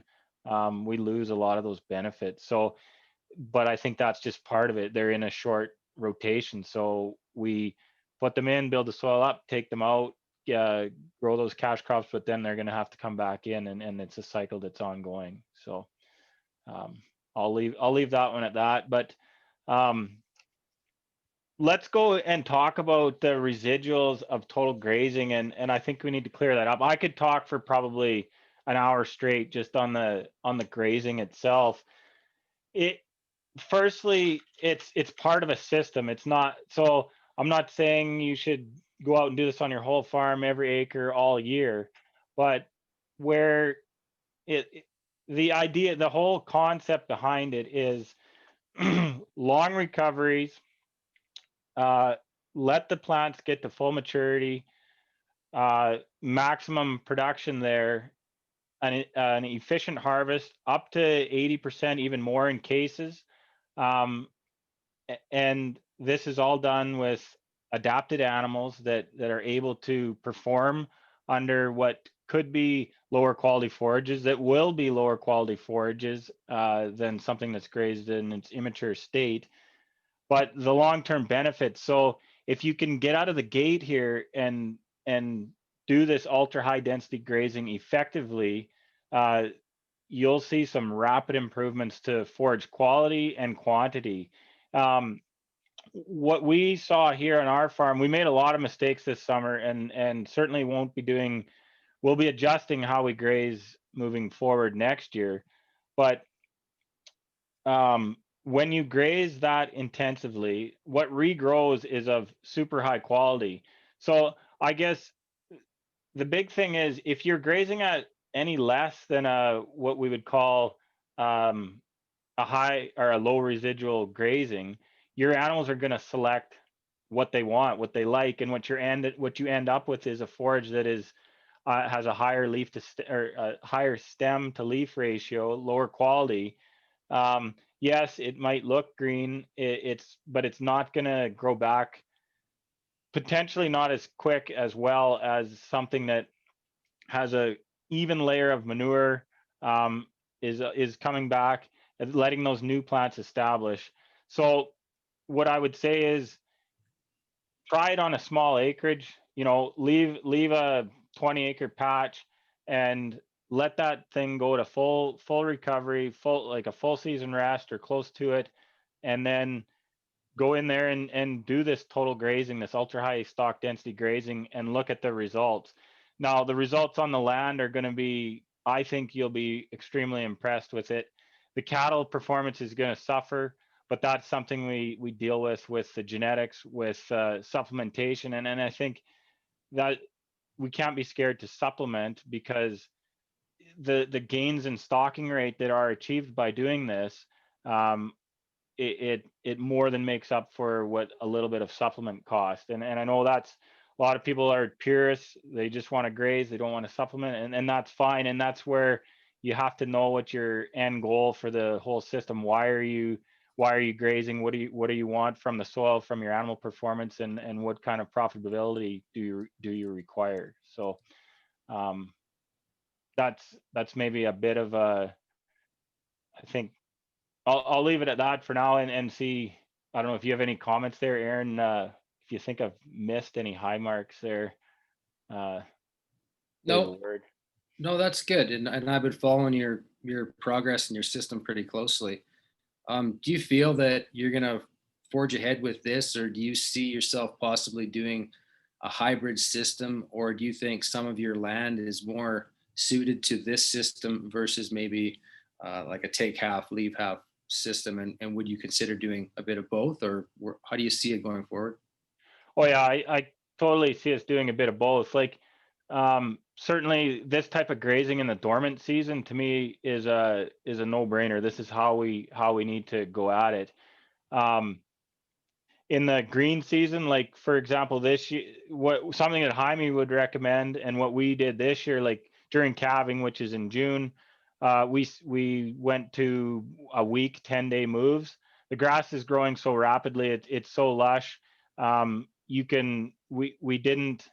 We just let them graze, let them get fat, and then those paddocks that we grazed during calving, we let them recover a little longer. So yeah, it's definitely a hybrid. It's a work in progress, and I think it'll be very specific to everybody's own situation, what type of pasture, if it's tame pasture, if it's native pasture. Certainly the ultra high stock density works much better when there's an established sod. We saw that here trying to graze alfalfa, newer stands of pasture, and you can pound the crap out of the soil in an awful hurry.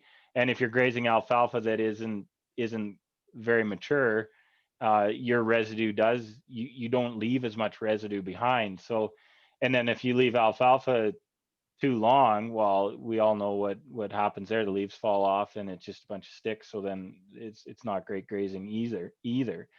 But when you do leave a predominantly grass pasture to a longer recovery, and you take 80%, what's left we're still seeing ground cover. I would say we're definitely not stripping it bare. That is by no means what we want to see. The residue is a byproduct of this ultra high stock density grazing for sure. Yeah. Okay. Next question. Larry Wagner asks, Ryan, what is your new stocking rate pounds per acre? And what was your old rate in pounds per acre? Well, I think there's maybe two things there that we need to talk about. So the stocking rate is different than the stock density. So what we're grazing each day on a certain so if the cows are getting 2 acres today, we might be moving them 4 times a day. We could be at times 800,000 pounds per acre, or even 1 million pounds of beef per acre, and that would be what we would call the stock density. Our stocking rate, so for example, last year on our farm, we averaged, I think it was like 60 animal units per acre. That was throughout the grazing season. That was how much forage we harvested.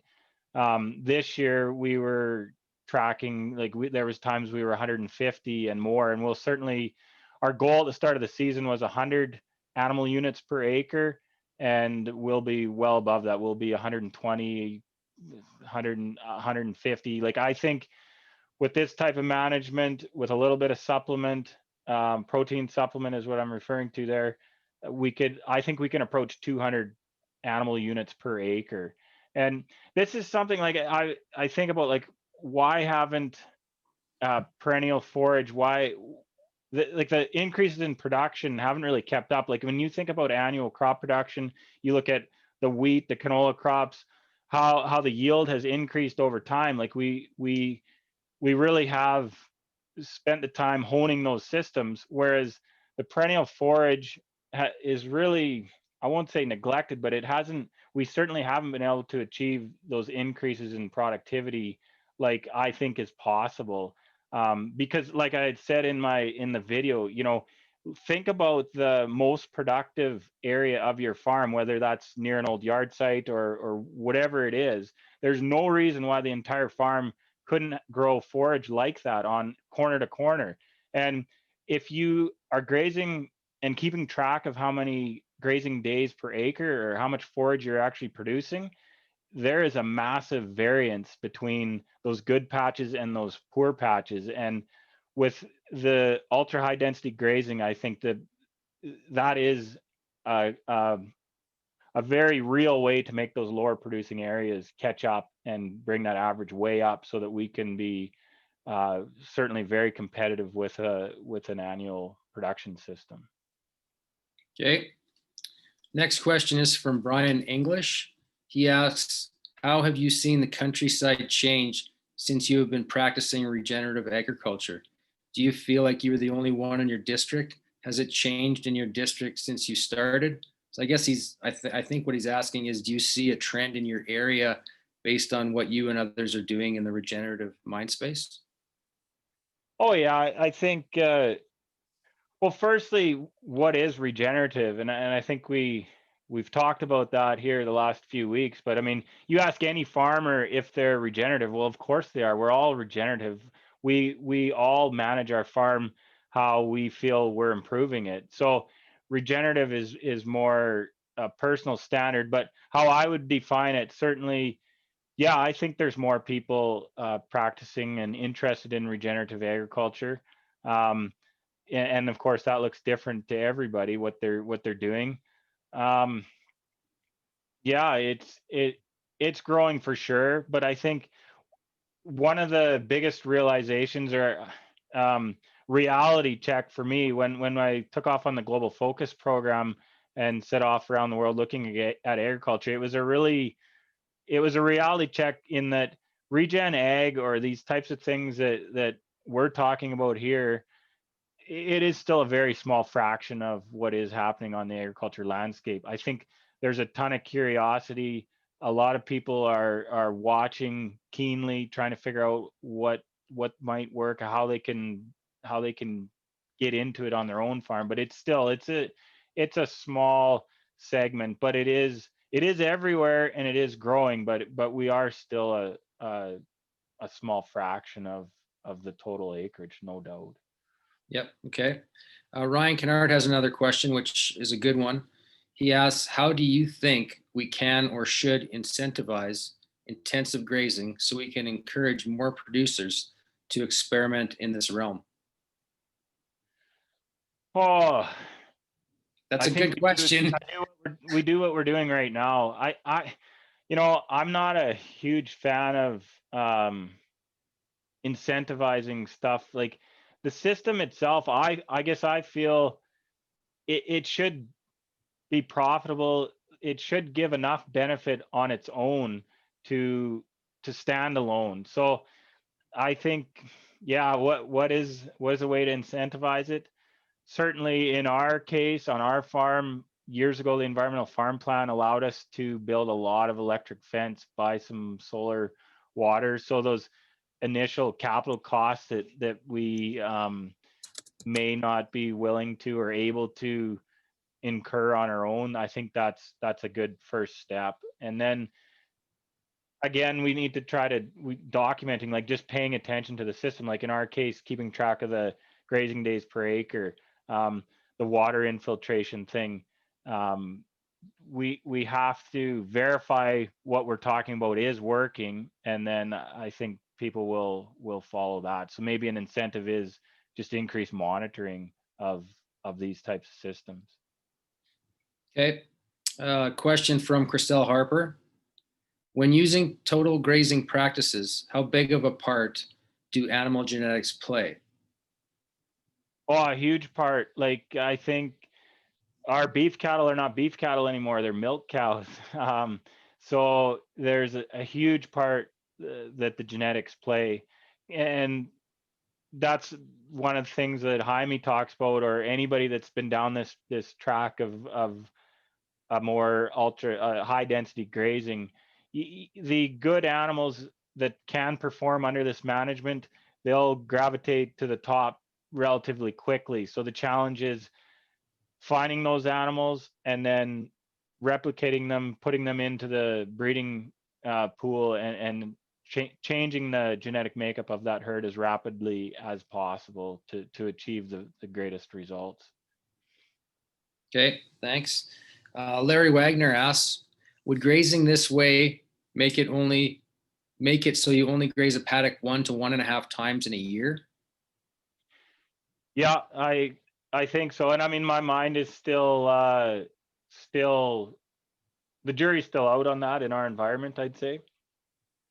I think 1.5 times a year is probably close to where we're going to end up at. But again, the disruption is critical, and we don't want to do the same thing every year. So if we're experiencing a dry situation, certainly it's going to be longer recovery. If we have ample moisture like this year, we could get away with shorter grazing, shorter rest periods, and more times per year. So that's a very fluid thing, but I think that certainly longer recoveries allow a larger quantity and a more balanced quality as well of forage, because we in the springtime, I don't think we realize on these cool season forages just how much the excess protein and lack of energy in those forages is giving us grief in terms of health and reduced performance. We were using some free choice mineral, and you know, you can really see, like, I think the cattle, if you monitor the urine pH, for example, like they're almost a little bit acidosis eating this grass, and the excess protein, I think, as well is giving them grief and adding to our foot rot issues, our pink eye issues, and just general health and performance. So that's another reason for the longer recovery. Okay, I think we just have time for one more question, and there's quite a list here. There's probably about 8 to 10 other ones, so maybe we'll get them to you afterwards, and you can answer some of them directly. I think that might work. Yeah, for sure. I'll do my best to give a reasonable answer there. There's some really good ones, so we'll try and do our best to make sure that the people that ask them get some answers. So Doug Turnbull, he asks, regarding water harvesting, how can we get the funding dollars that are out there redirected to what is considered productive land versus the current target of marginal land? We can store far more water on productive land if we improve the infiltration rates and get more bang for the buck than trying to store it on or in marginal land. How do we get more funding dollars to productive land? I don't know. That I'm not going to leave you on a very strong note. Certainly, yeah, water infiltration, there's a huge ton of potential. How do we get it there? I'd love to say that it would be market driven. You know, if perennials or a more diversified system allowed more water to be held in the system, and we could demonstrate the downstream positive impact, and there was consumer buy-in, I think that's probably one of our best bets for changing how we farm and focusing on these types of things. Yeah, I'd agree. And I think there's been some stuff in the last year with the grow watersheds and the Alice expansion. So I think there's some things there that are going to help as well. Yeah. Okay, well, with that, I'd just like to thank you, Ryan, for your presentation and for the question and answer period. I mean, it was great. Thank you very much. Did you get any closing remarks? Yeah, I do. Again, it's been a blast. I hope I've challenged your thoughts on grazing. Certainly, this is not a prescription, these ideas that I have come up with, but I encourage all of you to go home and maybe give it a shot. And once again, thank you to MFGA. This has been a fantastic conference. I don't think we could have hoped for anything better given the circumstances. Thank you to Nuffield, the Nuffield community around the world. It just blows me away how just this simple farmer from Forest can cold call somebody in Australia or the UK or wherever, and yeah, no problem, there's a bed here for you, come on down. It's a beautiful thing, this agriculture industry, and the Nuffield network is something to marvel at. So I encourage anybody who has an interest in traveling in that insatiable learning that I do, check out the Nuffield program, Nuffield Canada. The applications go in every year, usually in April. So watch for that. And yeah, it's just been an opportunity of a lifetime that I am extremely grateful for. So thank you. Okay, thank you, Ryan. Okay, with that, I think we're going to move into our producer panel. And just want to mention last week's panel. Matt and the guys did a great job, and there was really good interaction on the chat and the question and answer. So let's keep that going. So any questions that you want the three guys to answer, just put in the question and answer. And so this week, we, like Duncan mentioned, we truly have a Made in Manitoba panel. And it's even more true because the three producers that we have are really almost neighbors. They're kind of all within a 60-mile proximity of each other, so they share a lot of commonalities that way. The panel itself, the topic is integrating cattle, making it work in Manitoba. And the three guys we have, first we have Brett McCrae. He's with McCrae Land and Livestock, and he's just south of Brandon. And another local Brandon-ish guy is Brian Harper with Circle H Farms, and he's just west of Brandon. And we have Nick Cowan, who's a farmer from the Hartney-Souris area. So excited to get the panel going. And I think right now we're just going to roll the introductory videos. Hi, I'm Brett McCrae with McCrae Land and Livestock on the farm here just southwest of Brandon, Manitoba. I run about 1,200 acres of land, 800 of that's pasture, and about 400 acres of that is cash crop land. Currently, we're actively looking to expand. Right now, I'm out in the pasture, just moved the cows onto some stockpiled grass. We have about 50 head of purebred Angus cow-calf pairs, and then sell 2-year-old bulls every March. Right now, the cows are still eating some stockpiled forage. But if I move around here, soon they're going to go way over there to the corn grazing. One of the biggest enterprises, or one of the best enterprises on my farm, is custom grazing having my own cows and custom grazing cows on standing corn. Everything that I do with my operation, I'm trying to look at the whole look at the whole picture and integrate the cattle into the cropland as much as possible. And that's mostly what we're going to talk about today. Hi, I'm Nick Cowan, Cowan Farms. We farm in Hartney, Manitoba, in between Hartney and Souris. We have some heavy land south of the river, some lighter stuff that's a little trickier to manage north of the river. We farm diverse grain, oil seeds, and we have cattle. We try and integrate our cattle onto our farmland and try and get as many efficiencies as possible. Thanks. Hi, I'm Brian Harper, Circle H Farms, Brandon, Manitoba. I want to thank the MFGA board for asking me to be part of the producer panel for the 2020 Regenerative Conference. Here we're managing sandy loam soils. So using the regenerative management practices, one of them is keeping the ground covered. And by doing that and using high stock density, we are able to extend our grazing seasons from April well into December, and we're pushing that envelope all the time. And this is our winter grazing that we're set up. We start to set that up in the summertime by the way we graze, and then we stockpile it for winter time. So we're standing in our winter haystack right now. Thanks, guys. That was great introductory videos. I think we'll just get right to it. And a question I have that just fits with the topic in general. And we'll start with Brett, and then Brian, and then Nick. So how have you integrated livestock into your farming system? And what changes or benefits have you observed from doing so? I guess the big thing that I've done, which I mentioned in that previous video, is integrating using grazing corn. So I will run in my crop rotation, I'll run 2 years of corn that's specifically designed to be a grazing field. I'll have my own cattle, and then the last couple of years I've been running some custom cattle as well. And all that corn is there just to provide food for the livestock, and then to be cycled back to basically fertilize the crop in the coming years.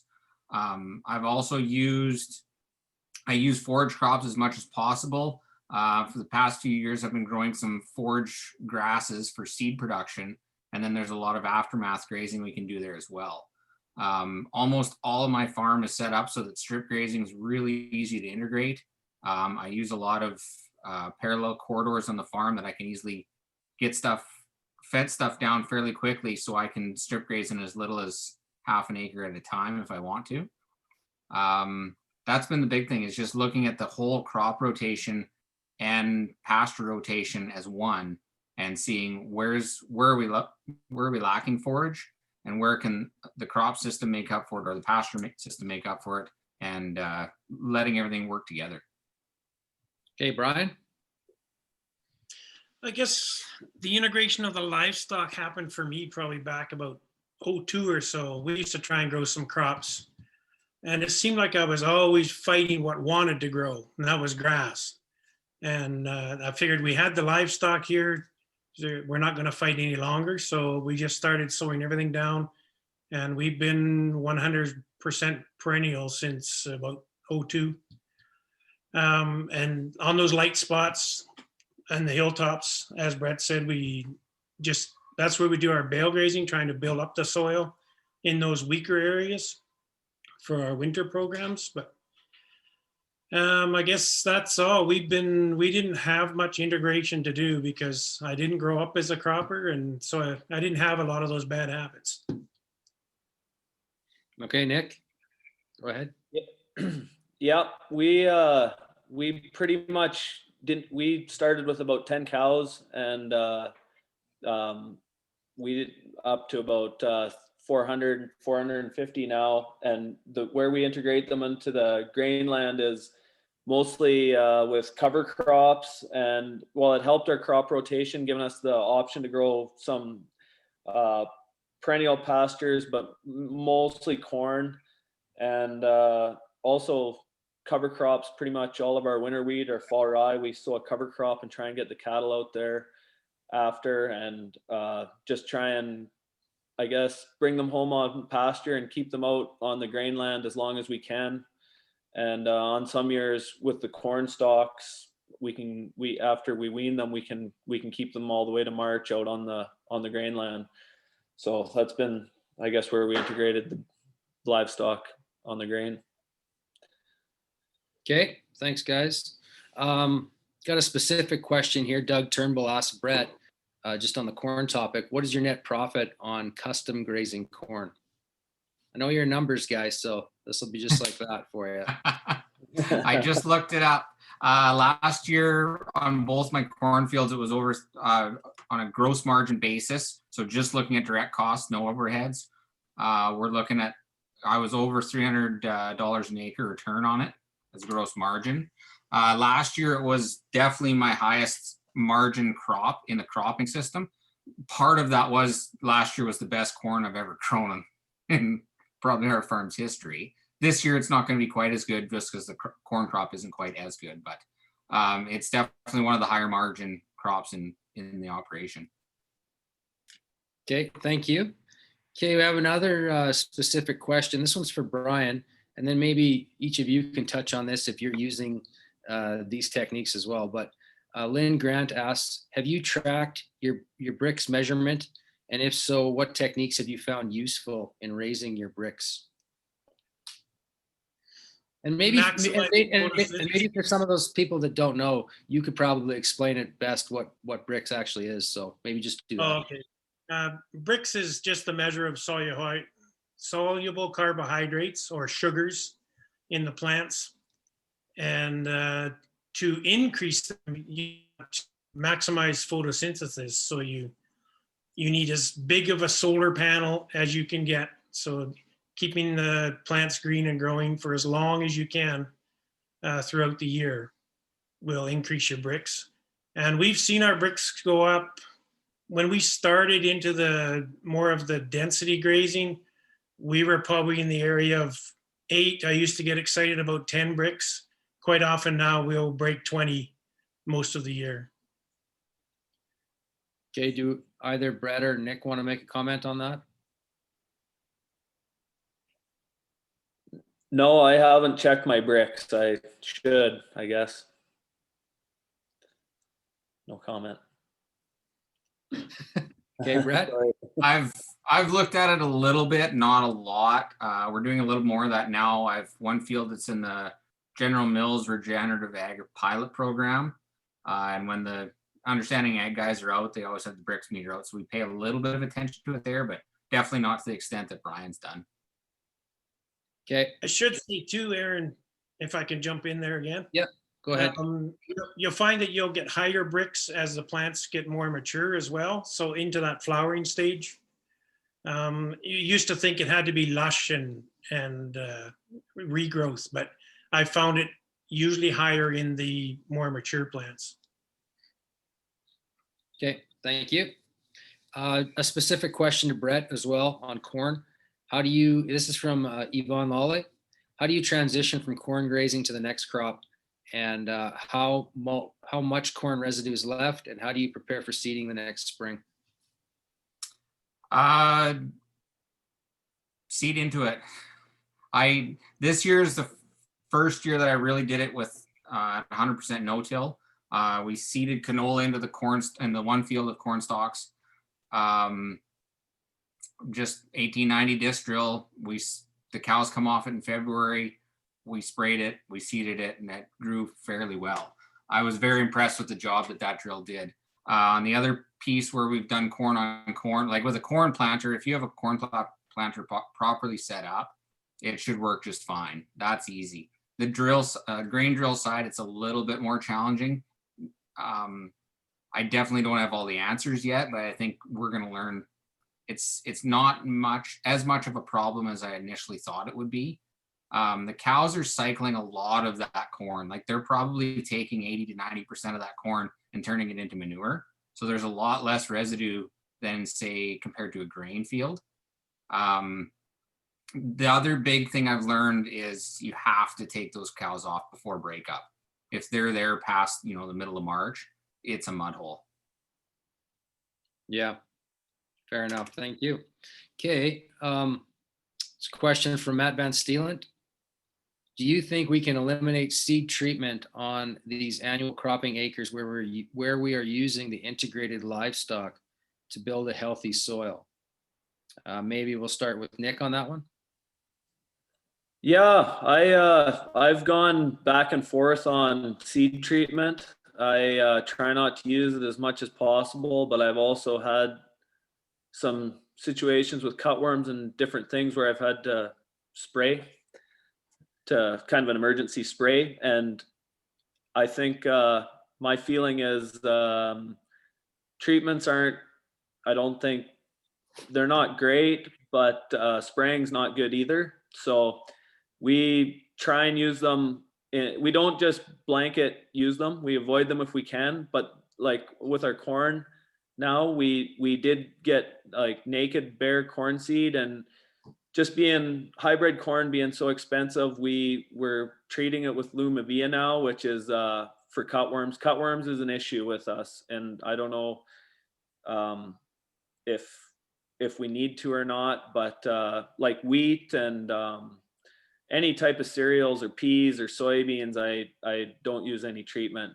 But canola is pretty tricky. Well, you can't really find it without treatment. And corn, I've had naked seed, I've got it and it's worked good. And I've also had wrecks and had to spray. So I'm not 100% sure the answer.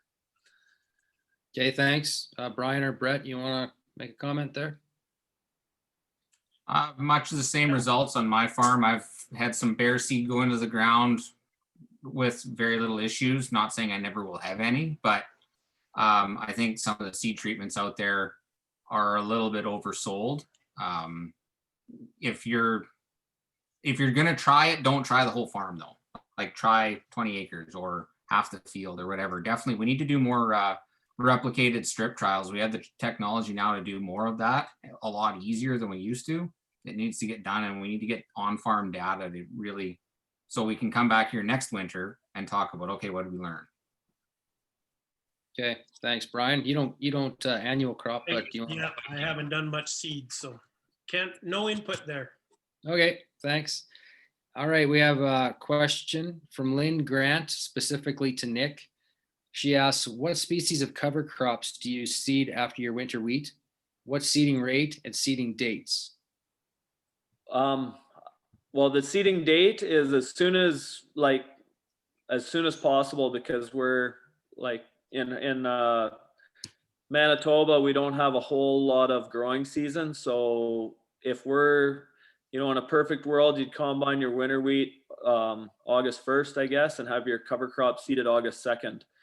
And what I use is whatever I try and keep the cost as low as possible. 40-10 peas are a little bit expensive, but we grow them in our rotation for seed production. So we have access to them, and they're a really small seed. So you can sow 25 pounds per acre. And then I just throw in whatever cereals I can acquire cheaply. So spring wheat, winter wheat, rye, oats, barley.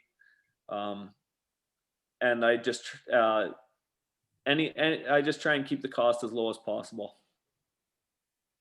Okay, thanks. And I was told by a couple of people that Lynn is not a woman. Lynn is a man, so I apologize for that. Anyway, moving ahead, I have a question here. This is one of my own. Where do you guys see the future of ag going? In particular, the mixed farm that has really kind of gone by the wayside. Do you think that the future will hold, a place for the mixed farm to come back in some way, shape, or form? Or do you think that we're going to continue to see, grains as monocultures, and then the cattle and livestock industry kind of on a separate page? So, Brian, you want to start with that? I'll try. Yeah, it's a tough one. I think it will change as more producers start doing it, and they see that there's the chance of more profit there. I think it has to change. If you've read any of the books by David Montgomery, we're headed a bad direction if we don't change. Let's put it that way. And the small mixed farm, it would be nice to see it come back. But even if the small mixed farm doesn't happen, the crop guys, you can always find guys to work with that have cattle. And we're starting to see that more, even within 4 miles of my place, that's happening now. So if they could get some cattle on, put it into the rotation, maybe every 3rd or 4th year, having cattle graze. And so it won't be so much a mixed farm, but I think the option to mix it up is there. Yeah, we just need more. And Ryan saying the opportunity for perennials, he really did well on there. And that's kind of where I'm at too. Even the perennial grains, I think, are attractive. Just to try and minimize some more of the tillage, etc. So will the small farm come back? Probably not, but I think there will be a different version of it. Okay, thanks, Brian. Brett, you want to take a crack at that one? Sure.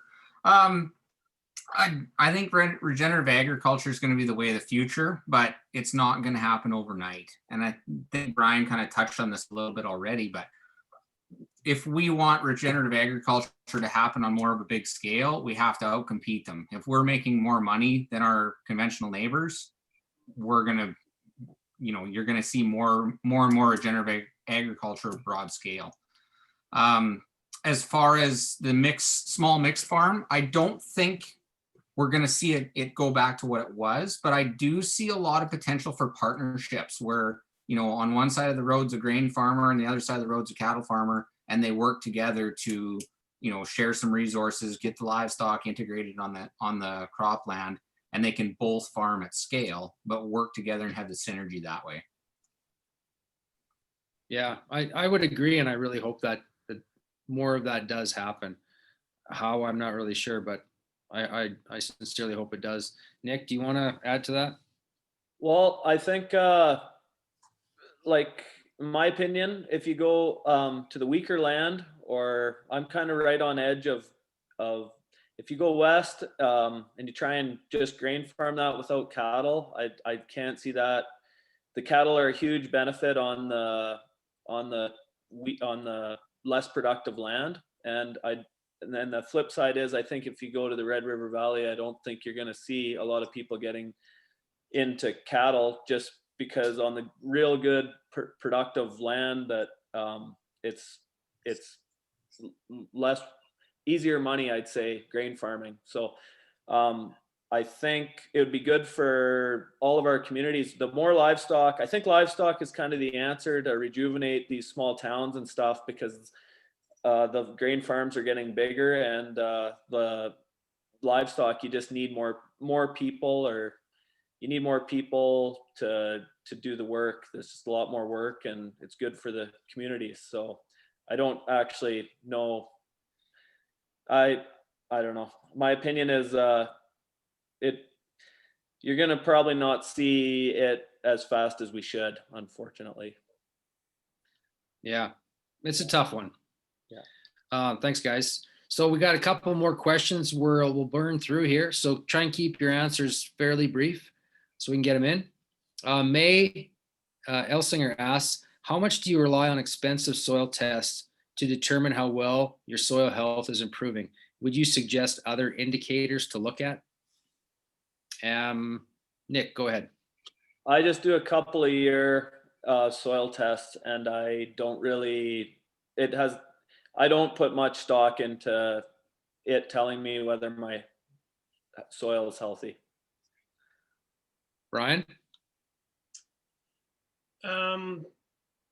Yeah, bricks are a good indicator of your soil health, but we also, every 3rd year, we've been using Ward Labs to do a soil health analysis of our soils. So that's about where we're at. We're probably going to keep that up. Okay, Brett?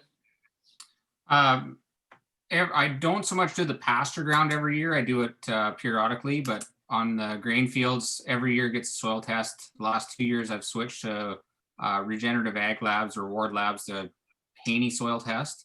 And then this year I just started, we went, partly because of the General Mills guys came out and Understanding Ag guys came out, and we went through each field.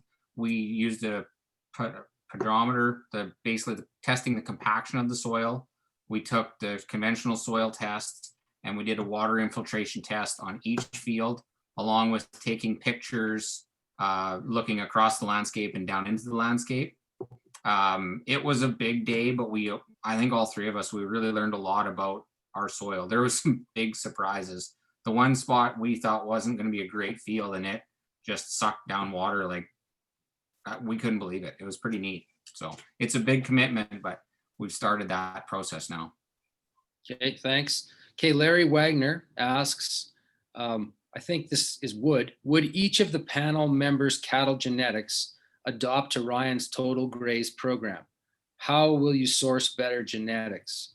I'll start with Brian. I think he's probably the closest in terms of ultra high density compared to Ryan. So I'll let him go first, and then Brett and Nick.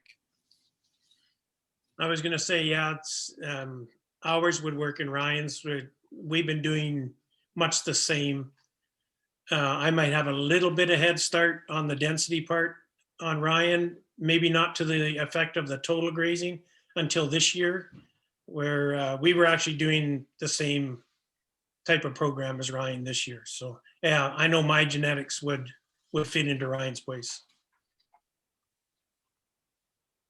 Brett? Well, obviously McCray Land and Livestock genetics would be great, and probably Circle H and Nervous Brothers genetics would work in a pinch, but. Good one. Carry on. I had to throw that out there. There are producers like ourselves and others that are definitely focusing on this, and you're going to see, you test your system, and the good ones are going to stand out very quickly, and the bad ones are going to stand out even faster. But there's definitely seed stock producers that have their eye on this now, and you just have to do your homework and you'll find it. Nick, anything to Yeah, add I there? think our cattle would fit into Ryan's system. We're not there yet in the summer grazing, I'm not really the guy who has the final call on genetics, but we really watch our cattle's winter performance on corn stalks and tough conditions, and that's kind of how we select our genetics. Okay, thank you. Main, yeah. Okay. This question's for you, Nick, specifically. John Wetter asks, hey, Nick, any fertilizer applied with your cover crops, and do you always graze them? I've never put fertilizer on with the cover crops, other than we got access to hog manure, and the hog, and they put that on. We hire that out, or the Maple Leaf, I guess, hires that out, and they do a lot nicer job putting the manure on with the cover crops. If it rains or something, their equipment works a lot better, and it just holds it up. It doesn't rot. But synthetic fertilizer, we've never put it on, and we graze it as often as we can, just for dollars and cents, just to make it pay it. And we don't always graze it if it doesn't work out or whatever, but we try to. Okay, thanks. I think we'll end with this last question, because we're getting close to where we got to end it for tonight. So this is a good question to sum it up. Wayne Clayton asks, how do we get the information out to the general public of what regenerative agriculture is doing for and improving the environment? Maybe we'll start with Brett on that one. This is, I think this is very similar to the one of the questions you sent out to us earlier. And I really, really liked the first week where Diana Rogers and Sacred Cow video came in. I think that's exactly what we need to do, is we need to have partnerships with our non-farming friends that can really, send the message out to other people. One thing that I think often gets overlooked and maybe doesn't get enough spotlight is that ruminants are really the only way to utilize marginal ground and convert the production of marginal ground into high quality human edible protein. And on top of that, they'll cycle nutrients on the good ground as well. That's a story that really needs to be told, in my opinion. Okay, thanks, Brett. Nick, you want to touch on that, please? Yeah, my sister and her husband kind of returned to the farm, and they kind of wanted to get involved, and we said, well, why don't we should be marketing our beef direct to consumers. So we said, that's easy. Why don't you guys just do that? And it's, I think, a lot of work. And we really tried to push the regenerative and tell people what we were doing and do all that. And just with the market, the customers that we're selling to in Brandon and Winnipeg, unfortunately, nobody really seemed to put a whole lot of stock into regenerative. They just basically want to buy it, try it, and let like the quality and taste and flavor, I guess, decide for them. So I thought I don't know how we get it across to the non-farming public, because I thought they would put a lot more. I thought they'd care a lot more about regenerative ag, but I was surprised how little they did. Thanks, Nick. Brian? That's a tough question. I've been asked a lot of times. I think the open farm gate that they put on in the fall is a good door. But yeah, I struggle with this one. We're considering trying maybe a consumer appreciation day at the farm, but there again, it's same as Nick said. We've had people buy that we direct market to, and most of them, well, half of them anyway, they don't really need to hear the story. They want it just to try it. It's, to them, it's something different, and then the next person they come to us, that is the reason that they want it, is the way we manage. So it's a tough road to hoe. Yeah, I agree. And I think, like we're online right now, and the internet can be a powerful tool, and websites and social media are good places for the most part. And if you're proud of what you do, tell your story. I think that's a big thing. So with that, I'd just like to thank each of you for participating in the producer panel. You guys have all provided some really great individual insights, and it's appreciated. So thanks a lot for joining us tonight. With that, just before I sign off here, I would like to just mention and thank the Manitoba Forage and Grasslands Association for putting on this conference. I know a lot of us would probably rather have met in person, but this is the next best thing, and it was I think it was a good choice to do this, as opposed to trying to forge ahead, because that wouldn't have turned out very well. But I think going forward, let's all stay optimistic about the opportunity to, in the future years, to have an in-person conference again, because I think a lot of us value the personal interaction with each other as well. So let's hope for that. And I'd just like to thank Duncan and the entire board for putting on this conference.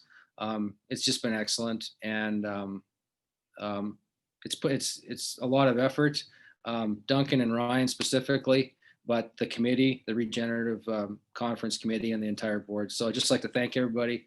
It's just been a great conference. So with that, I'll end my part, and I'll just turn things back to Duncan. Thank you, Aaron. I was just listening to your words there. I couldn't agree with you more on how proud we are, and what another excellent night. Panel rocked it. Excellent moderator, fantastic keynote, on and on and on. And thank you to all those core members of those groups. And so it was just excellent. And congratulations, Ryan, on your Nuffield Scholarship. And yeah, thank you for mentioning MFGA's role, and for allowing us to kind of be the the premier, if you will, of your Nuffield scholarship. We were very proud to follow you around the world, and as you know, the whole board was very supportive of your travels, and especially your findings are proving us to be very wise to put our faith in you for sure. So nice work. Good job, Aaron. You picked up Van Steelen's big shoes, and I think they fit you pretty well. So excellent work there. Okay, so we're going to go. Our last platinum sponsor is the Credit Unions of Manitoba. Take a look at this and understand that they are in your communities with you and are very supportive of MFGA. Credit union members enjoy local and digital access to all their banking needs. And we're responsible to those member owners who use our services, not distant shareholders. We devote ourselves to helping people and communities thrive. Through our cooperative model, members support each other and their communities, generating economic activity that spreads throughout the province. We belong to Manitoba. We're here for you. Excellent.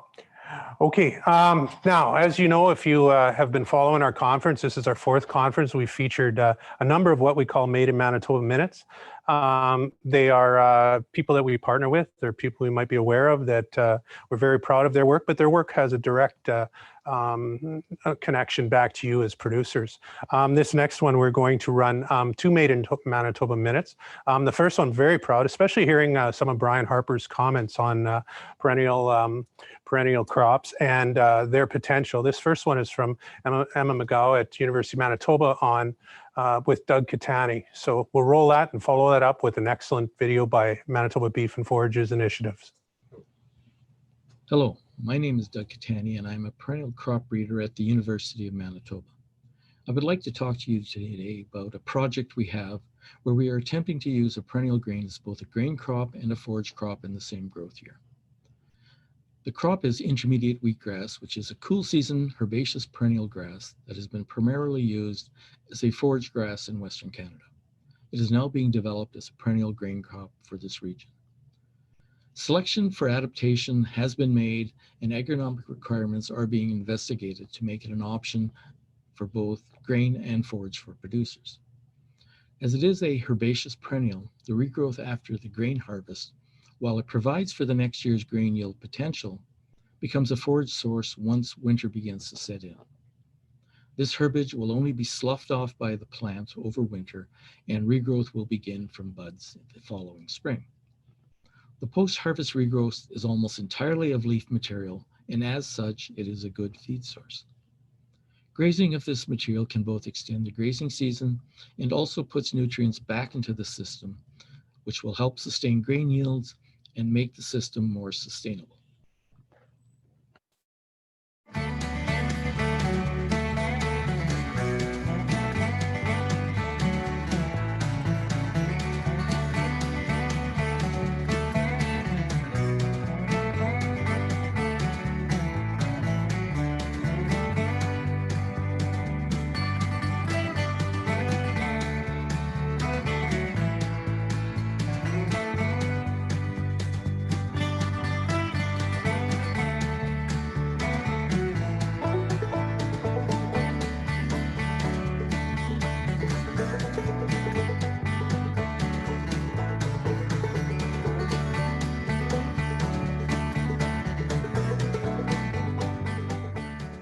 Thank you. No, those were 2 great. I saw a chat. Yeah, it is the Kernza that I saw in the chat there, and certainly follow up with Emma as well. That I think is pretty close to a wrap for you people waiting for the Q&R. Hang in there next year, November 15, 16, 17, 2021. You've heard some thanks and accolades already tonight. I can't say enough about the great team we have, staff working with board working with staff. We all pitch in, we all make it happen. It's a great group. It's fun to be part of. It's cutting edge stuff in a lot of respects. We are certainly taking advantage of the situation we're in, and I don't mean that by webcasting during COVID. I just mean of some of the conversations we're in, some of the leadership of our board, some of the abilities of our staff. We're in a really good place. Sincere thanks to everyone. If you put in, whether you logged in to one of our conferences, logged into all four, whether you told someone about it, whether you retweeted us, whether you liked it, whether you went on Facebook, and especially if you are mentioning it to people, please do remember that all of our presentations are going to be live.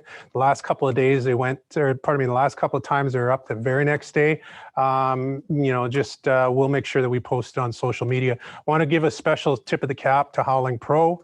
The audio visual has been outstanding. We really had kind of an optics of whether we could do this kind of in a newsroom type setting and blend the presentations of remote tape presentations with live Q&A. Fabulous format. We really found the right group to deliver it. But also everything that you saw here today came via the MFGA board and staff working together. And it's really quite an impressive thing. And there will be a survey sent out that we hope that you participate in. Like Aaron said, I sure hope we can be face-to-face, and next year it would be in Brandon during those dates. If we're not face-to-face, we'd be looking to improve on what we did this year. And like all of us, it's a long ways away, and let's just hope for the best in that front. With that, I will ask that we play the Q&R, or the QR, not the Q&R, but the QR for those waiting for the code. And then we'll follow that with our MFGA video. And good night, everybody, and thank you so much. Donate and become a member.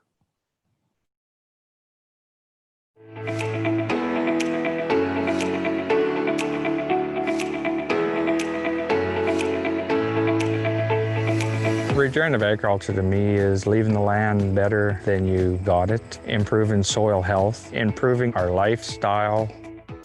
A regenerative farmer is a farmer that looks at the system that we're managing as a whole, try to be profitable, but at the same time enhancing our natural ecosystem, constantly improving the soil and the landscape that we produce food on.